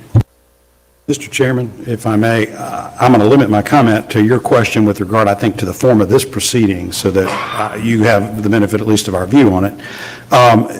Your appeal process here speaks to revocation, okay? It says that the decision you are to make is that you shall set a time and place for a hearing regarding the proposed revocation. In other words, this application comes to you on a shall issue permit under the residential solid waste collection permit.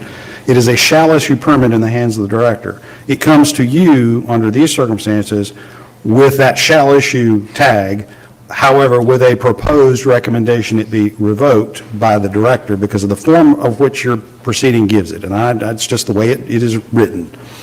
So I want you to be clear that to effectively deny the appeal requires you to vote to revoke the permit that has otherwise satisfied those shall issue requirements in the ordinance. The only issue here is... This is totally incorrect. Let me finish my comments, Let please. Mr. McLeod And then finish. I'll happily listen to the...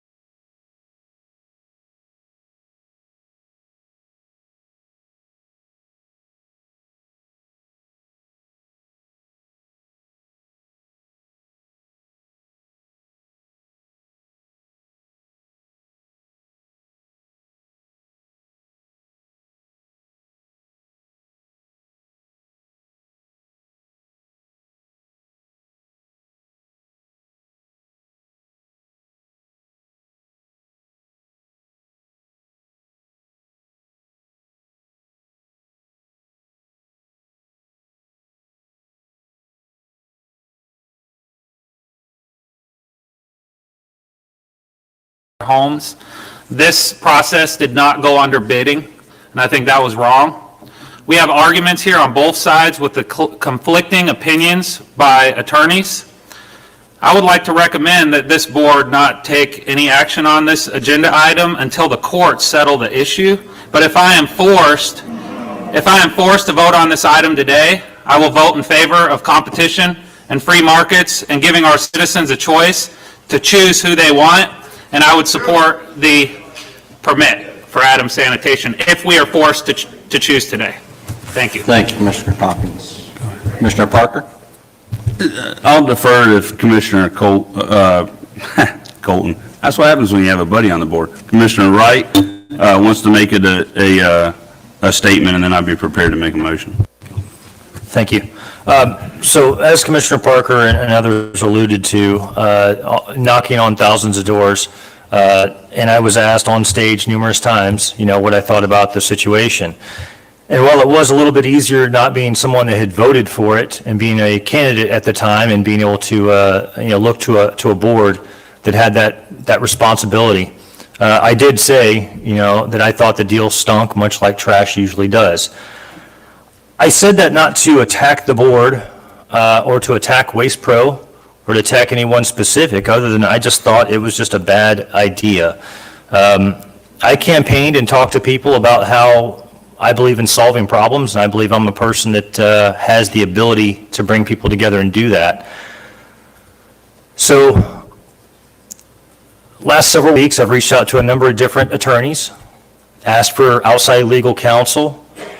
I could not get a consensus out of 3 different lawyers that specialize in government law. I couldn't get them all to agree. So that left us in the same place we're in right now. So while the county and the board may have the authority to grant an exclusive contract, I don't believe that's the right way to do it in this instance.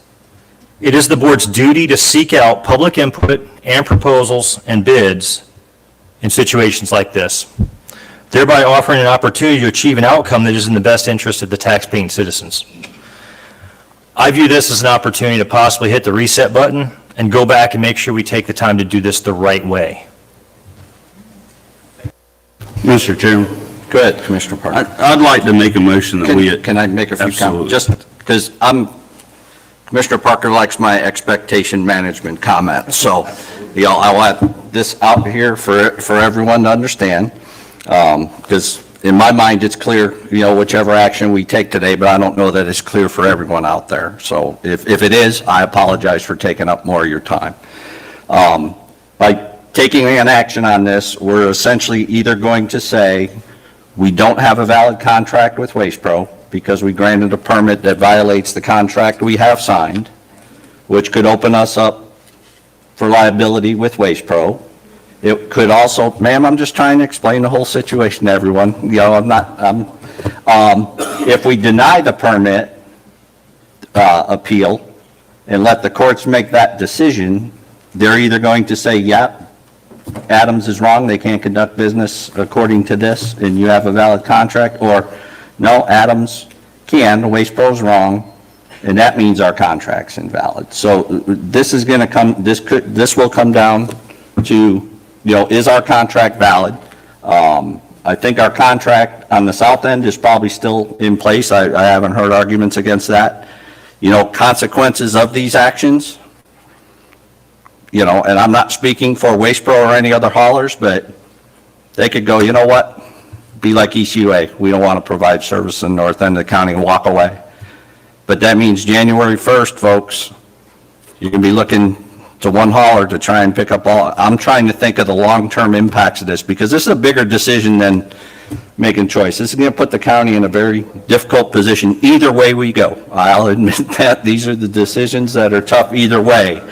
But I like to look completely through that process to make sure we don't make a decision today, then all of a sudden in 3 weeks, we come back and go, well, it's New Year's Day and the trash is piling up, or, those are the thoughts that run through my head. I'm not an attorney, I'm an engineer.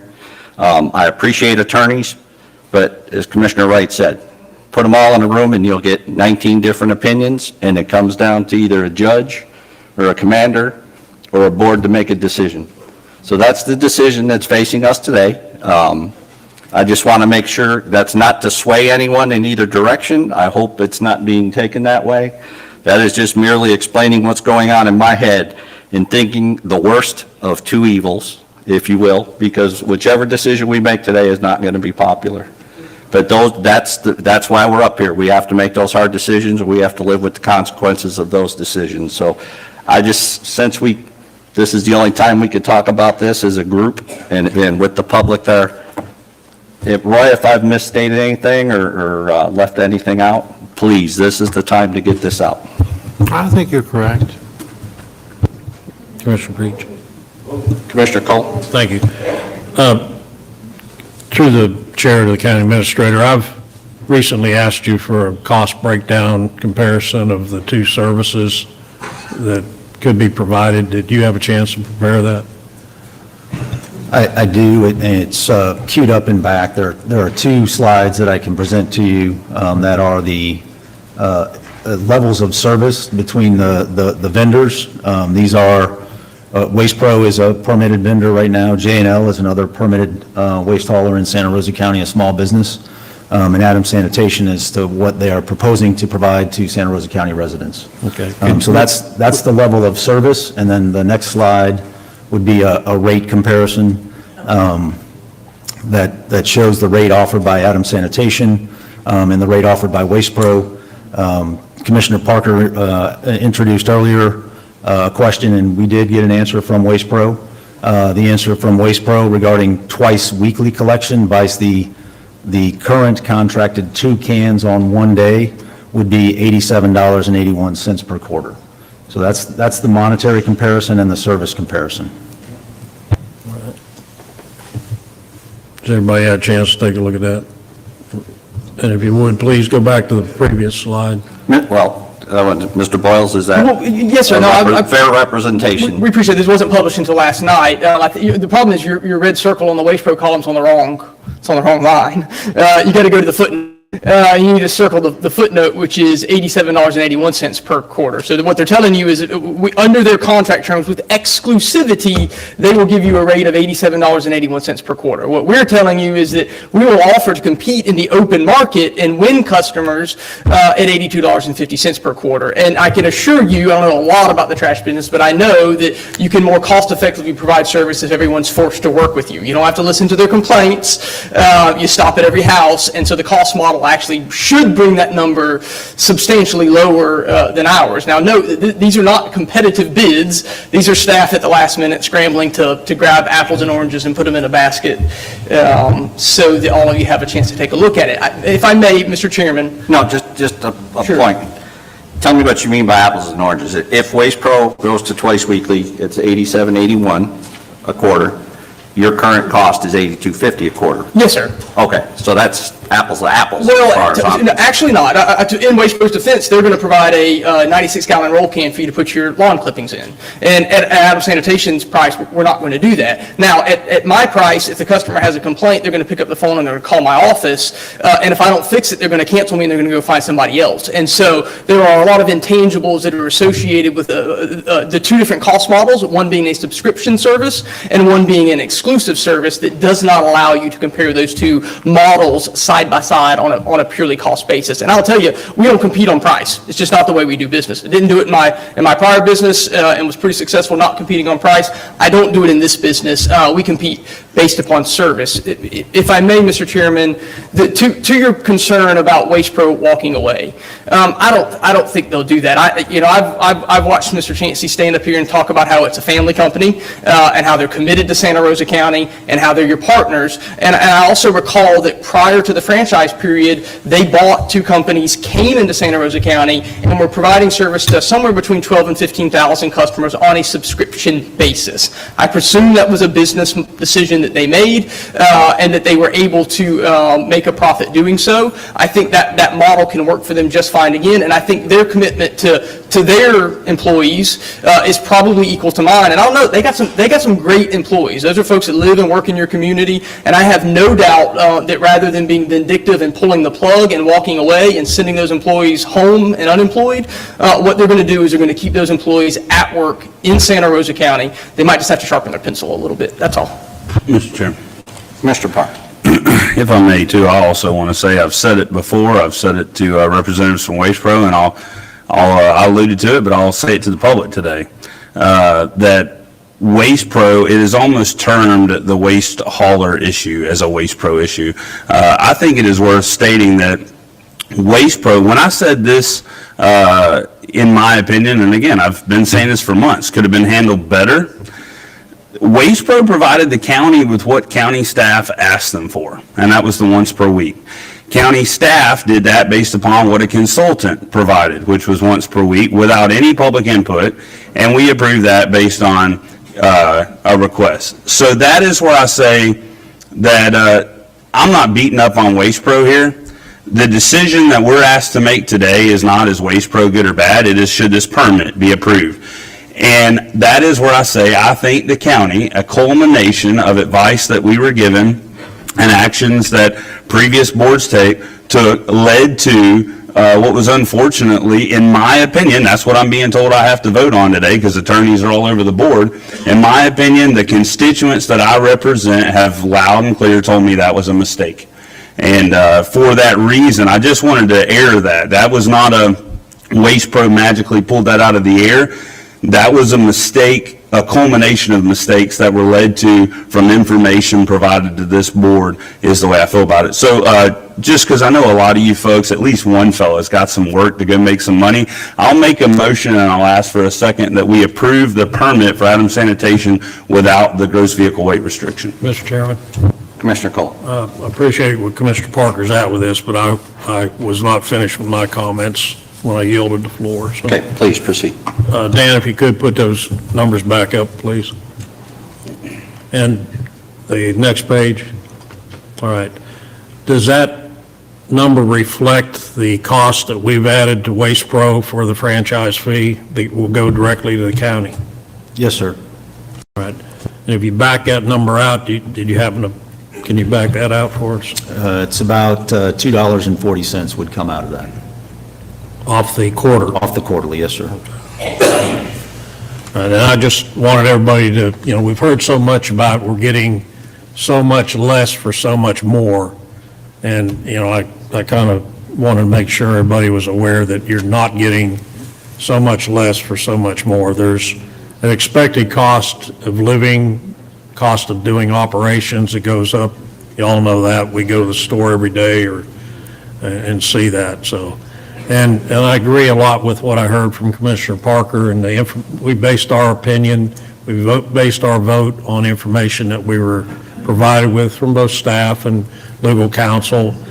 I looked at the past when Waste Pro stepped up to the plate when basically we were abandoned by Waste Management and had to continue those services to the people on the south end of the county. To me, this looked like another thing from ECUA, and sure, Mr. Bowles is correct. Had we announced to everybody that we're going to go out to a competitive bid, ECUA, Waste Management, Republic, his business may have gotten back into the game. But at the time, running short on time, knowing that a fairly substantially good job was done by Waste Pro in picking up the ball and running with it basically on the south end. I looked at this as a similar situation and something that we could provide, and I appreciate Commissioner Parker pointing out that the decisions we made for once a week, the decisions we made for the garbage service, the mutual agreement we had with Waste Pro to allow that green can to be used for trash, basically giving our constituents 2 cans of trash instead of 1. Sure, they're not on split days, but the capacity was still there. All look to me like benefits to our citizens of the county, and again, falling back on, knowing who's out there if trash is spilled along the road, knowing we can cut down on wear and tear on our roads, better improvement to safety in our communities by having set schedules. All these things weighed in on my decision. And also, another thing that's not being pointed out, besides the franchise fee that will go directly to the county, is the obligation that Waste Pro has in this contract to pick up trash that we don't know who put there. You're going down your road one day and you see a big bag of trash that somebody threw out or a couch that somebody threw out. They've obligated, and we see it, I see people out there shaking their heads no, but you ask folks in the south end on some of these dirt roads, how many times you can go down that dirt road and find a couch or somebody's bags of trash out there. Waste Pro's put in that contract that they'll be obligated to go clean that up. That frees up county employees to keep doing other jobs rather than pick that up. So I just want everybody out there to know where my decision-making process came into this. Certainly would not have thought it would have got to this point. I agree with Commissioner Peach. Anything we do today, I think, offsets a judge's opinion. So I will be, I'll wait for Commissioner Parker's because he indicated he was going to make a motion, but my feeling is that we should abstain from this and let a judge who has a final decision say so, and then we're not influencing that judge's opinion. Mr. Chairman. Commissioner Parker. Thank you, Mr. Chairman. I would have loved to have done that, wait for a judge's decision. I truly would have. Why? Because it's always easier to let another guy make the decision and take the blame, right? But that's why I asked our attorney earlier. Our attorney added this to the agenda prior to the court decision for us to make a decision. It goes back to saying, yeah, and absolutely, Waste Pro would pick up that there, for full transparency, there is a billing procedure with that. Part of that, and I just thought about that, and I was right there with you, making the same vote, was I'm hearing from our Public Works Director at the time, hey, I don't have the manpower, I can't do that. And then subsequently, since then, our Public Works Director is not even with the county. Now we have a new Public Works Director, and I'm hoping, extremely hopeful, that we'll have a much more efficient operation there. I would have loved to have waited, but clearly, Mr. Andrews added this to the agenda today. I know because when we voted to have this meeting, it wasn't even talked about. The appeal had not even been applied for, correct? You just said shake good. And then you said, well, the court case is going to come back to us. I've heard from that attorney that the court case is coming back. I think we've got to make a decision, and I will clearly say this. This is not a negative sly on Waste Pro. This is, I feel like, again, a multitude of mistakes made by staff. I said it down there at that debate in Navarre with Commissioner Wright right there on the stage. I said, I think this will make us a better county because I know that I've shared with staff that I'm definitely going to hold them more accountable for the RFQs that go out, that we're going to start having public input. I mean, this is, as Commissioner Wright stated, a chance to right the wrong and hit the reset. It's not going to be without consequences, no matter which vote's made. But I think the reason I stated that I'll make the motion that I will is because it goes back to the confidence of the people that we represent. I mean, you voted on us to act in your best interest, not to listen to attorneys arguing. And quite frankly, I think you are well deserved to say, you know what? I don't like the way it was handled. I don't trust it. And so the only way to hit the reset button and humble ourselves and say, you know what? I mean, I've said it. Hey, we made a mistake, is that we have to own that mistake and we have to move forward with it. And so with that, I will make a motion and I will ask for a second to the motion that we approve Adam's sanitation permit that he applied for without the restriction as he requested. Okay, recognizing your motion, I would like to just get this out for the folks one last time. I'm just want to know if this will null and void our contract with Waste Pro, which means we will have no enforcement authority on any actions taken. I'm about to make a decision, but I don't want someone to come back and go, well, Waste Pro didn't pick up, and we go, sorry, we don't have a valid contract. I want folks to understand the consequence of these actions. Will this null and void our contract with Waste Pro? I don't think it would immediately null and void the contract, no. Okay, that's great. Thank you. Mr. Chairman, Commissioner Calkins. I would like to second Commissioner Parker's motion.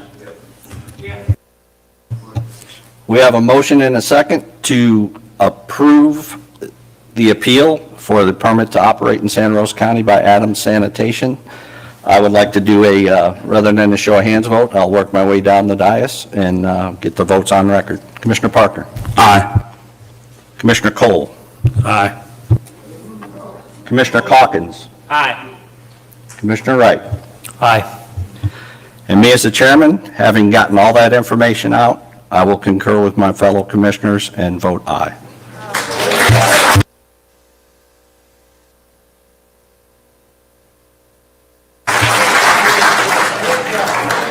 Okay, if there's no matters for the public hearing, we will take a 15-minute break. We'll be back in here at 10:25.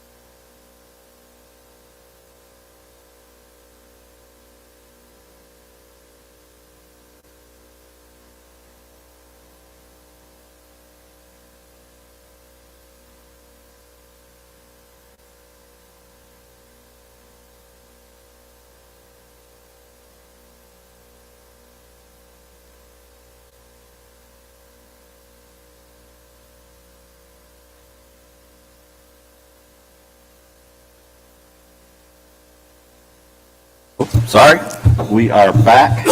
I have the speaker sign-in sheet, but we will get to that after we have a franchise presentation by county staff. So, Andrew?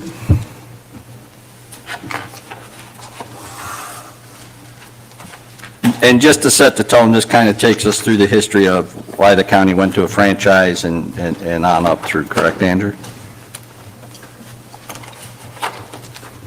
Yes, sir, that's correct. Thanks, go ahead and proceed.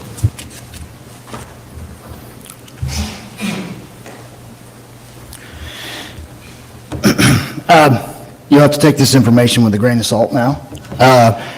I'm not sure if or any of it will change, but we prepared, staff has prepared a brief presentation for you regarding the Waste Collections franchise system. It discusses the history of the franchise, the new agreement, how we got to the point we're at. Obviously, it does not include the most recent decision, and moving forward, which also could be a moot point at this moment.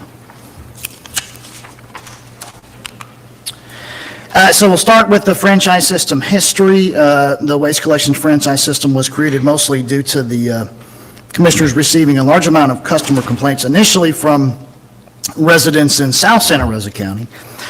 As you can see, these complaints varied from multiple garbage trucks on the same roads every day to missed pickups and leaking service vehicles.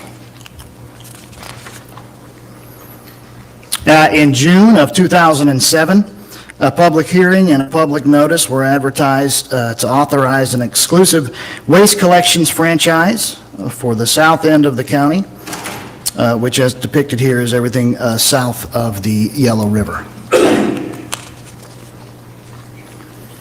And in October of 2010, 3 years after that public hearing, an RFP was published, and at that time, 2 vendors were selected. Those vendors included Waste Pro for Area A, which was unincorporated Gulf Breeze, and Waste Management for Area B, which was basically the start of what we would consider Navarre to the county line, and then also included Navarre Beach. Due to the success of franchising the southern part of the county, the BOCC again held a public hearing in November of 2011, and a public notice was advertised to authorize an exclusive waste franchise for the north end of the county. Then in September of 2014, 3 years after that, an RFP was advertised, and the Emerald Coast Utilities Authority was selected to provide waste collection services in the northern area of the county, which is everything north of the Yellow River. Staff marked improvements in both the northern and southern franchise areas. 2 of the most observed improvements by staff were decreased road deterioration as well as a reduction in illegal dumping. In 2017, Waste Management notified the county that they did not want to renew their agreement unless their pricing increased significantly, and at that time, the BOCC allowed Waste Pro Florida to take over the waste management agreement for the following reasons. Waste Pro had extensive experience with the area, having serviced it prior to the franchise. They had additional assets on the ground in the Panhandle region to service the area, and dividing the county into 2 collection franchise areas, north and south, would provide each franchisee the same number of customers. And also, should the county begin to fund a landfill gas to energy project or a compressed natural gas project, Waste Pro had agreed to transition their diesel fleet to CNG-powered collection vehicles. And Waste Pro assumed Area B, which was the Navarre area of the southern part of the county, in February of 2018.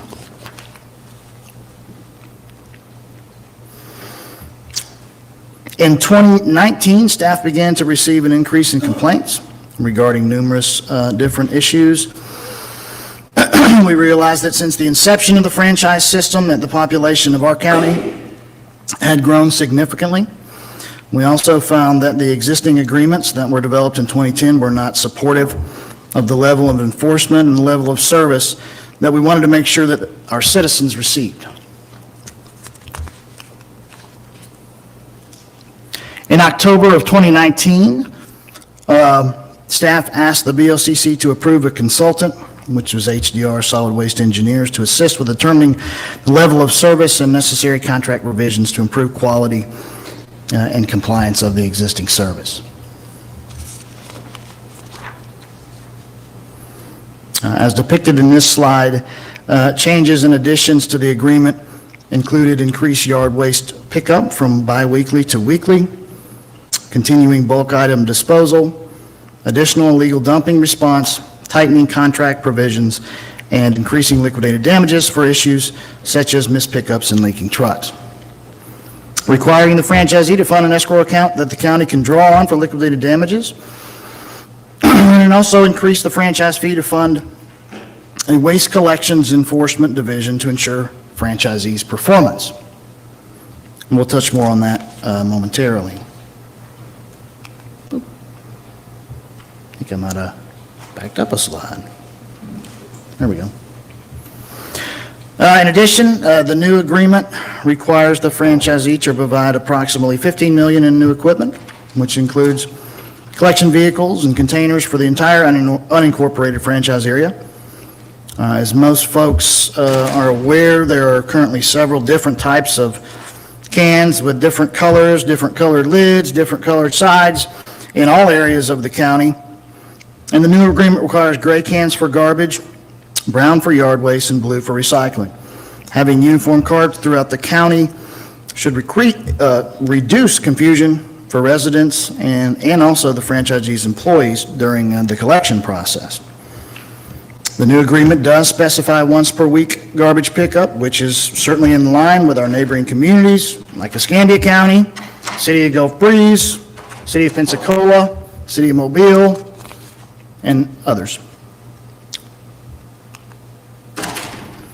While the new agreement does specify once per week garbage pickup, it does allow for pickup of 2 containers of garbage per week. As we discussed earlier, as customers may use their new yard waste can for household garbage overflow if needed. Again, reducing that number to once per week instead of twice per week, reduce the daily truck traffic on roads and neighborhoods even further than before. As stated, the new service will include a 96-gallon yard waste container that will be picked up once per week with the other properly prepared yard waste rather than every other week as it is currently. And bulk pickup is still included in this service as needed. And we'll discuss recycling briefly. Under the new agreement, recycling will be a subscription service. This was something that the county asked for due to high levels of contamination and the low values of the commodity. Now, making recycling a subscription is something that is becoming more commonplace in the state of Florida and will ensure the recycling is less contaminated and will no longer be subsidized by those who do not wish to participate. Staff will continue to evaluate the recycling markets, and if the value of the commodity increases, there is a clause in the agreement that would allow the franchisee and the county to work together to find a way to include recycling in all customer services in the future. The new agreement includes increasing the solid waste franchise fee to 3.5% of the franchisee's gross revenue. We discussed this somewhat at length earlier. The current franchised haulers, which is Waste Pro and ECUA, do pay franchise fees of a lesser amount currently.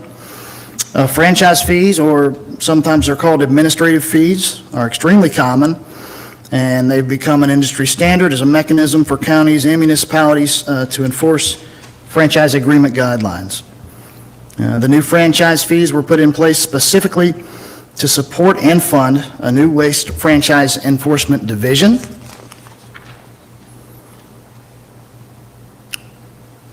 This enforcement division will include 3 new employees that will be tasked daily with ensuring the franchisee adheres to performance standards in the agreement.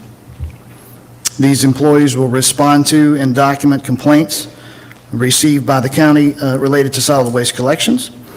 They'll respond to and document miscollections, reports of hydraulic spills or leaking vehicles. They'll perform daily audits of collection routes and collection trucks. And they'll respond to and document illegal dumping reports.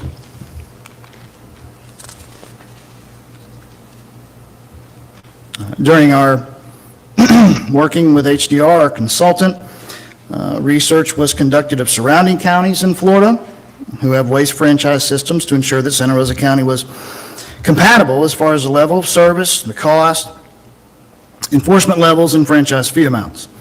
45 of the 67 counties in Florida have franchised systems or perform their own waste hauling.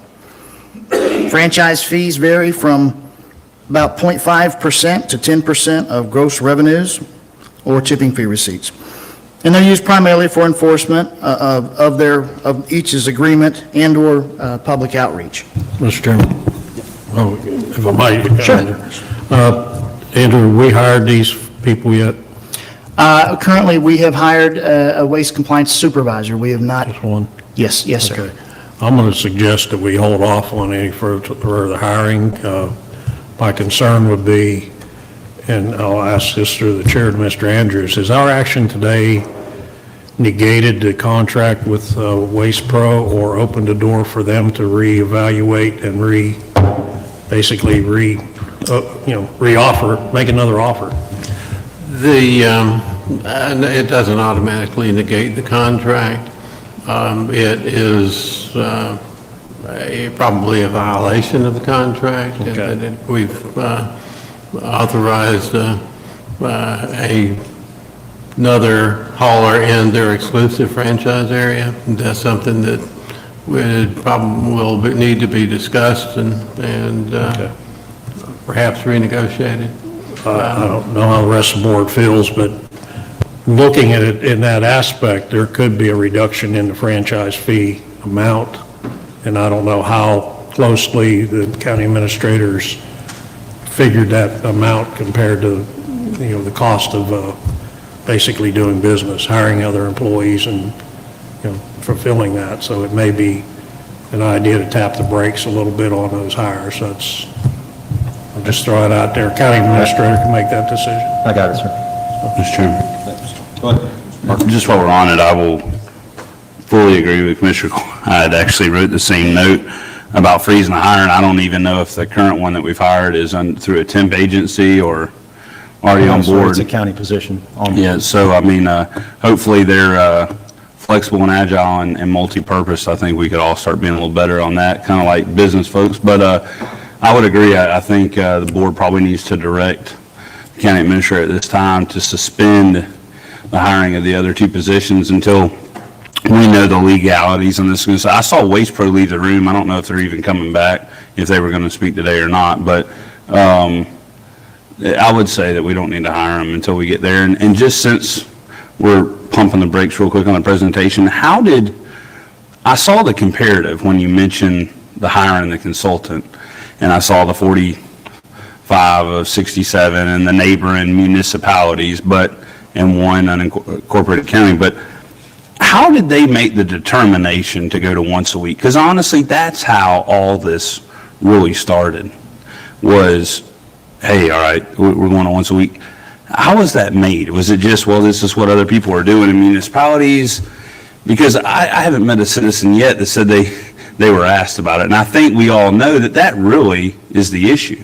People were not jumping up and down with ECUA. They would occasionally miss, but 90% of the time it was good. And when I talked about it, now that we've made that other decision, ultimately today was so we could start working for solution-minded and getting that input. I'm not saying throw franchise agreements away. I know Mr. Bulls is still here. They got a franchise agreement in Okaloosa County where he's a commissioner at. They also have a franchise agreement in the city of Jay in our county that's an exclusive franchise agreement as well.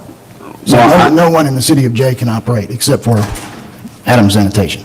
Well, Okaloosa County, I think it's got waste management or whoever, but for part of it, it's just, I'm sorry, I won't interrupt you now, but we'll go back. I was kind of wondering how he made that decision. We worked with the consultant, and going to once a week pickup is something that is being done all over the state of Florida. And if you remember, those terms were all brought back to this board in the beginning. And we asked if anybody had any concerns or any issues, and we were told by the board to move forward to negotiate with Waste Pro under those terms. So that's why we did what we did. Yeah, I understand.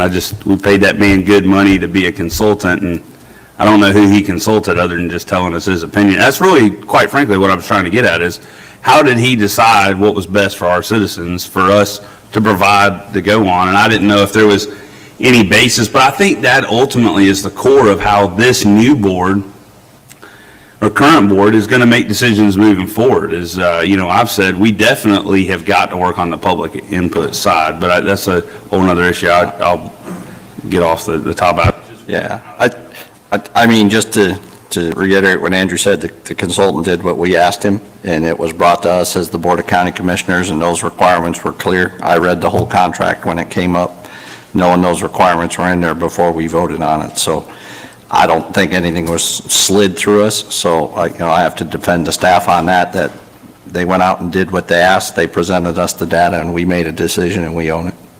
That consultant benchmarked other counties in the state, other counties across the nation, and that is a standard level of service, as Andrew said. It is different and less than the level of service that had been provided here since franchises were put in place in 2011, but it is an industry standard across the nation. And when we presented it, it was accepted as part of the RFP to go out and look for that change in level of service, and that's what the staff executed. Thank you, Mr. Chairman.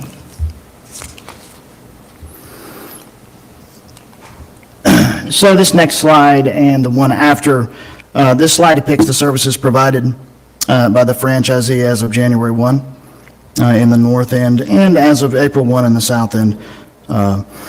It depicts the only other, well, I'll stop right there. Next slide. Next slide. In summary, the rates under the new agreement are $2 a month higher than what customers are paying now, and they're comparable to neighboring counties and cities. Provisions in the new agreement will allow staff to properly enforce deficiencies such as mix-ups and leaking vehicles, as well as provide quality, uniform service across all unincorporated areas of Santa Rosa County. Thank you. Any questions for Andrew from fellow commissioners? I would like the opportunity to, I'm sorry, go ahead. Well, just a Commissioner. comment. I mentioned a minute ago tapping brakes on that. I see, I just rethought that. We may need those personnel, especially if we go instead of one hauler to several haulers. And if county administrator can see it in the budget, since the landfill is a enterprise fund, they may be more necessary now than they would have been with a single hauler. So I'll leave that up to your capable thoughts, and you and Mark bounce that off each other with Andrew. And Yes, sir, we'll work with Andrew and Michael as the environmental director and look at the revenues in the enterprise fund, the expenditures, and also any unexpected expenditures we may be facing now. I'd just pass that to your XO and let him handle it. So. We'll be happy to work with the county administrator and figure out a way forward regarding that. Would like to take the opportunity very briefly just to publicly thank my department's administrative staff and the BOCC department's administrative staff for the great job that they've been doing, fielding all the phone calls and all the emails that have been coming through for the last several weeks or months. They've done a fantastic job, and it'd be tough to make it without them, so I appreciate that. And thank you all very much for your time.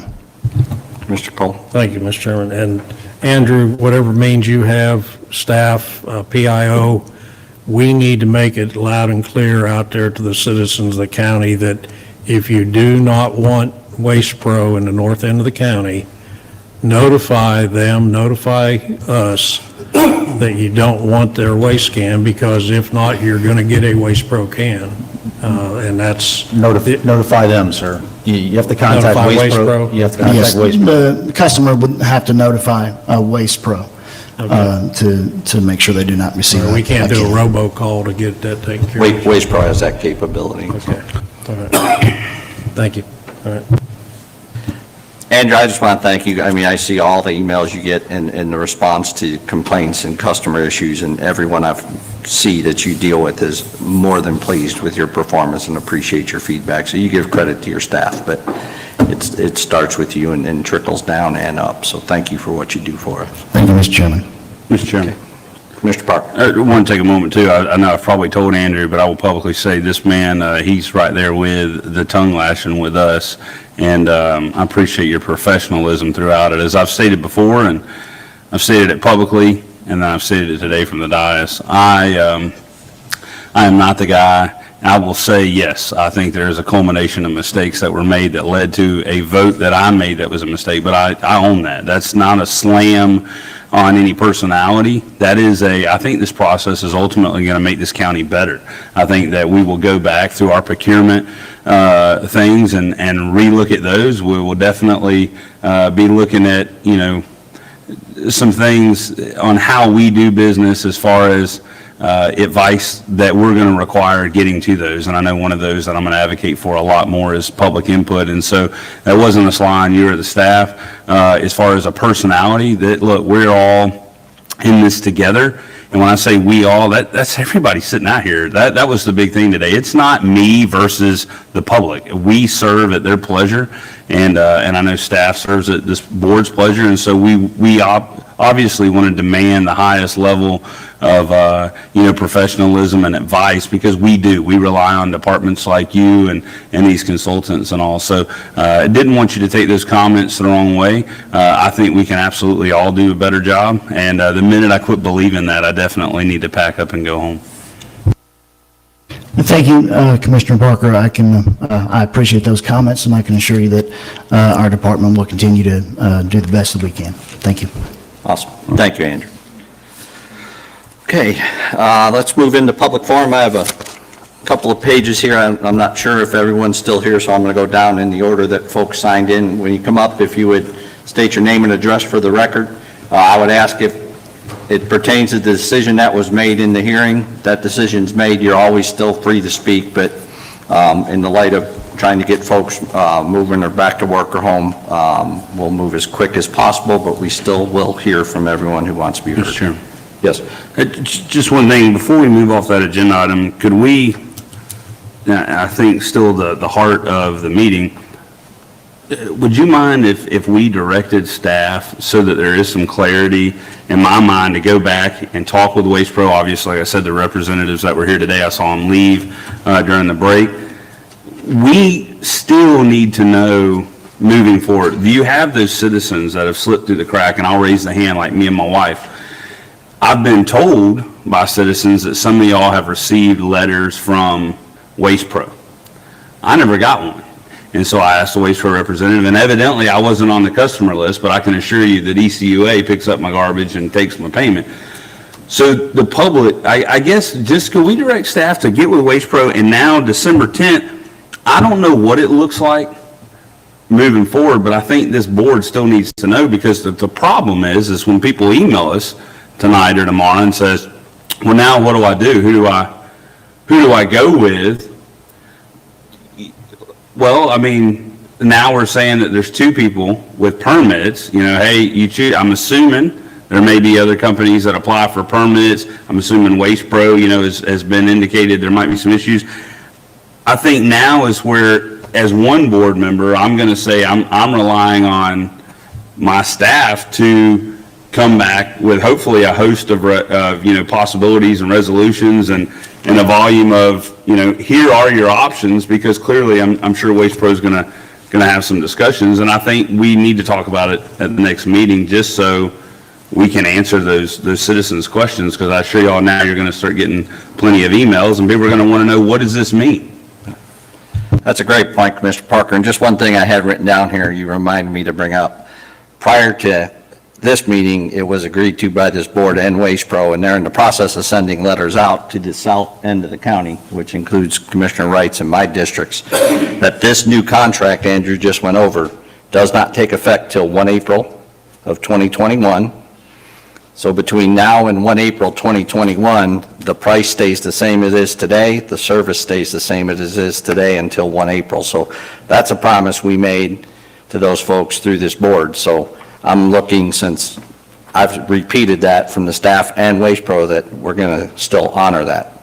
At least I'm going to push to still honor that, because that's the expectation we set for the folks on the south end of the county. Regardless of what happens up north here, if they're ahead of schedule, we've made the promise, prices aren't going up in the south end of the county till 1 April. And I can tell you, we're going to depend on our legal staff, our county administrator. Even, I'm open to the possibility, even if we need to hire some additional legal counsel for things that may be ahead to help navigate that. But to operate, I think now we've entered the realm of, we talked about today, the reset button and to try to make it right. And honestly, that one vote didn't make it right for the citizens that sign up for Waste Pro that I've heard from that say, hey, I still want twice weekly. And so I guess that's what I'm looking for staff to hopefully have those conversations and come back is, if we're going to have an agreement at all with Waste Pro, from the citizens I've heard from, and I'm sure I know there are plenty that would be okay with, 2 cans once a week. Just clearly, you don't hear from them as many as the ones that say, I don't want the bears digging through my cans after the trash is there, or I don't want it stinking, and put in the garage. So I think that's what I'm looking forward is, what's the new agreement look like with Waste Pro? Is it the same? Is it modified? And if we're going to have an agreement with them, I think the constituents I've heard from that want to stick as close to what they currently get with ECUA in my district as they can. I'm sure much more to come from staff. I think Mr. Chansey said he would be in touch. I think that maybe his lawyers will be in touch. I don't know what the decision today means to a contract that now we're not upholding our end of the contract. So I'm not sure what Waste Pro is going to do on their side of the contract, sir. So now I'm in a position that I don't know how to answer your question, because I don't know what's going to happen on the 1st of January. Andrew and Michael and Mark and I will certainly seek a meeting with Mr. Chansey and his boss to discuss it, but I don't know how to answer your question. Yeah, And I'll certainly talk to the Waste Pro attorneys and see where we go going forward from their standpoint. Okay. We'll move into the public forum then. I will call Miss Melissa Reed. Is she still here?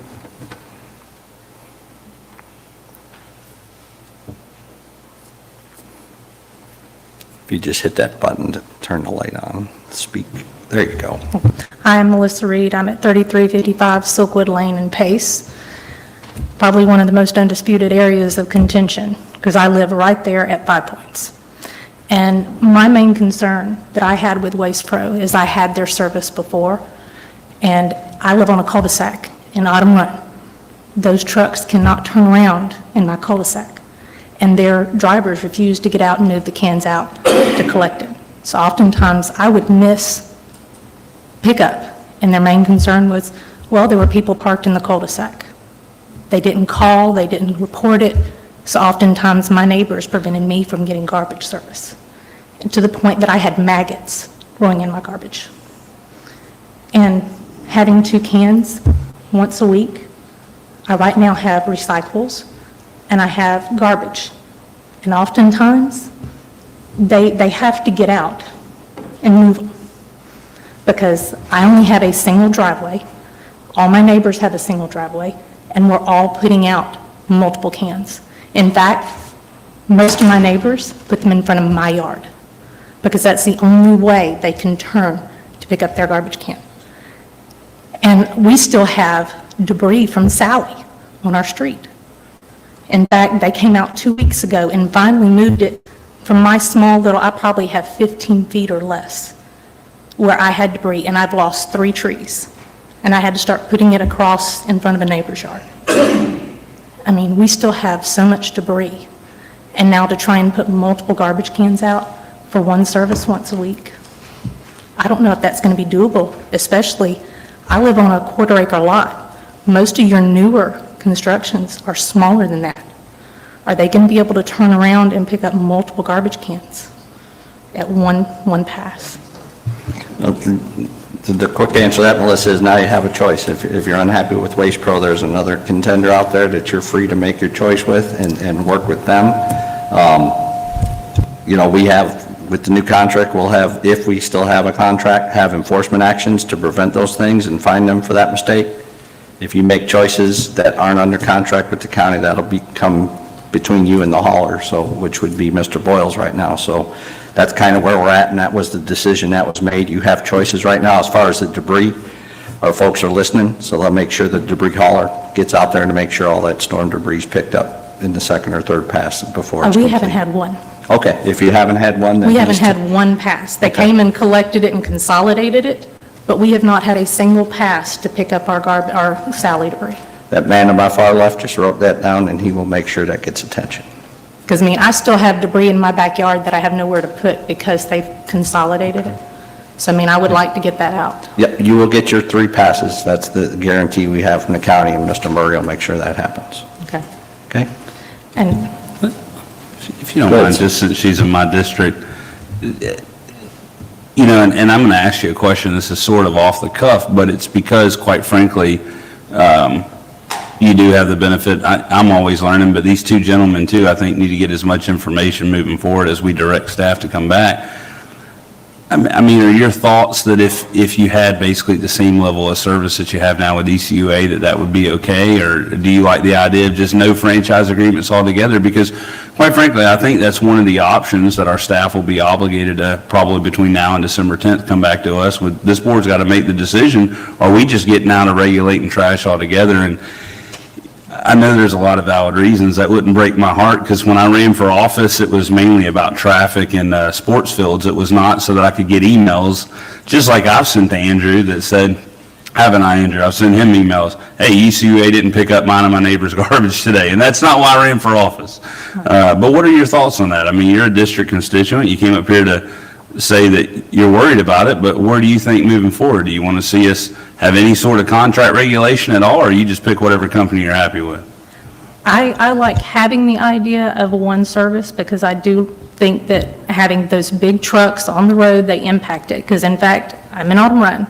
Y'all recently, for the first time, paved our neighborhood. Our neighborhood has been in there since the 1980s. And just 2 or 3 years ago, you paved our roads. So, I've lived there since 2003. And the wear and tear on the roads, in fact, many of them that came in to pick up some of the debris, I think we had a house fire. And the company that came to pick up the debris put grooves in the brand-new paved road that still have never been fixed. So, I like the idea of maintaining one, but I think it needs to be a competitive bid. Because the only way, right now, you can put up numbers that show what the quarterly rate is, but that's just based on their putting their numbers out on what they would offer. It wasn't really competitive. Okay. All right, Thank you, Melissa. Thanks for coming. Luis Kalinda, and I'll apologize on the names. You got the last name correct. Lewis. Did I get Lewis? Yes. All right, sir. Thank you. If you just state your name and address for the record, hit the right button. Louis Kalenda, 5942 Mountain Crest Avenue. I live within Mr. Parker's district. I'd like to thank the chairman, members of the board, county administrators, staff. Courageous vote today, guys. I'm a true believer in a market economy and choices. I think we're better off having choices ourselves. I'm not in favor of either company. I just want the choice, because if I'm not satisfied with the service from one, I'm going to get the service from another. I realize this opens up a whole host of problems for administration. And if there's anything that the citizens can do, let us know. Thank you. I'll yield back the time unless you have questions. No, sorry, just appreciate you coming out, and we'll work through it. That's what we do. Thank you. Rick Chansey? I think Rick left. You left. Sandra Anderson? Patricia Vines? Glenn McCreary? Moving along. H. Clifford Helms Jr. Gerald Jack Bunges. Danny Griffin. Loretta Jury. Elizabeth Rain. Peggy Hendricks. Fred Campbell.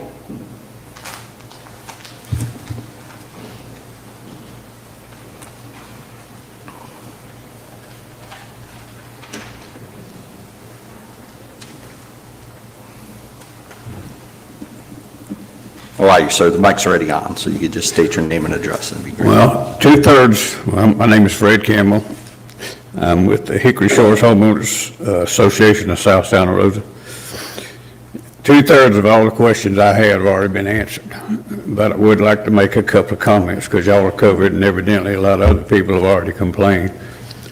The public input, of course, was the biggest thing. It's probably one of the hottest issues we've had come up on our area. It covers about a two-mile long stretch of street, which there's a lot of hot folks about this garbage issue down there. I'm in his back door, and I don't know of anything in the last few years that we've had so many people just raising Cain because they didn't even know about this thing changing, or whether no input, or just even knowing about, this thing coming up, first of all.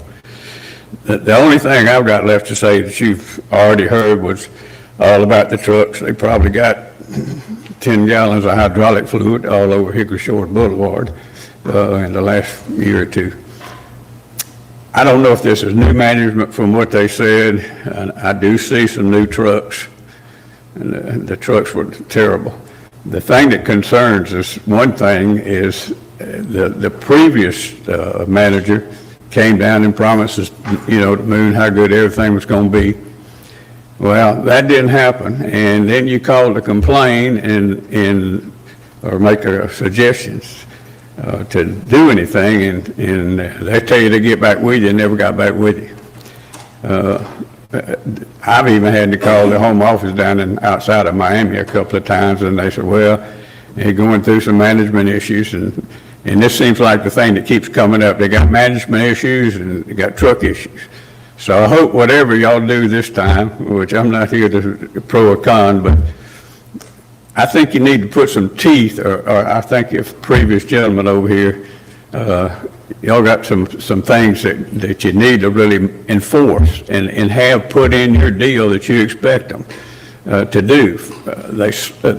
Besides the truck issue, which they seem to, I guess, they put some newer trucks out there to, I guess, to appease us, or maybe they're doing something different. But they're still slinging the cans. They don't get half of them back off the county roads. As a matter of fact, we had a lady down and we have 3 divisions, Hickory 1, 2, and 3. Hickory Shores 1, and it's not a lighted area. There was a can left out, and she didn't notice, and it did $3,000 worth of damage to her vehicle. So I think whoever is in charge of this, or is there going to be a go-to person like you were talking about not hiring? No, sir, we'll have a go-to person, and I can tell you, in the contract that's available, I got my copy tab. These are all the performance standards about spills, the condition of the trucks, cameras on the trucks, holding the recordings from those cameras so we can enforce the provisions with monetary fines if necessary. So those are some of the big changes we made compared to that old agreement that basically said pick up trash and do it good. Well, I think that'll solve a lot of problems. And the training from the company, if I know that, you can't, they're not $15, $20 an hour employees riding on the back of those things, and their job's hard. I'll admit to that, getting on and off of that thing all day. But at least put some teeth in making them do what they're supposed to do, get the garbage cans off the road, empty them fully. So if this contract's held up in court, that's exactly what's in there. So all right. Thank you for your time. Coming up. Thank you, sir. Mr. Chairman. Yes. Sir, thank you very much for coming out. I do appreciate you coming out and speaking. That and our chairman did bring that up, but that is precisely the thing that county staff, the environmental department, Michael and Andrew and his team helped put together in that Waste Pro contract was to have some accountability there. I don't think it's they'll throw the baby out with the bathwater thing. I don't think we're trying to blow the whole system up. There's a lot of good things that the previous board did do when they negotiated some of those contract issues. And it's my intention to make sure that no matter what happens going forward, that we see through with that, and the citizens' best interest is served. And we do hold anyone that's in our county operating accountable. Thank you, Commissioner Wright. Well said. Ms. Carol Johnson?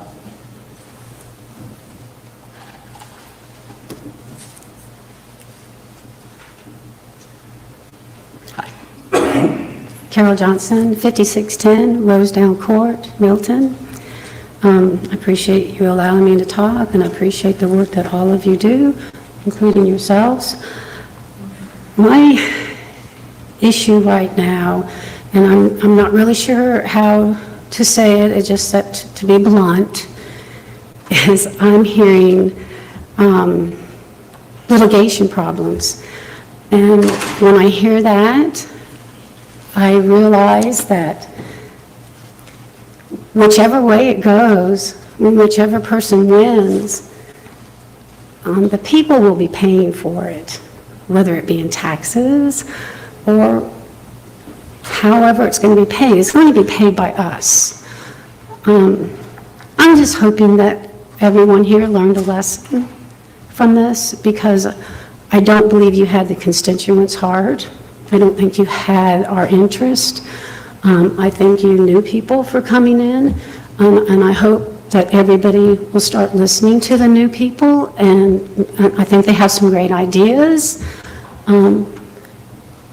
But I do still have a problem with the fact that it's being thrown out there constantly, and that's what I'm leaving here with, is what's the lawsuit going to be? And I have a problem with that, because I feel like it's being made my problem because I disagreed with what happened, and I don't feel that it's my problem. I feel that it was something that was done here, I know prior to you, but it was still done here, and it was not in our interest. And I thank you for allowing me to speak. Thank you, Ms. Johnson, and we'll work through it the best way we can, so we appreciate you coming. Thank you.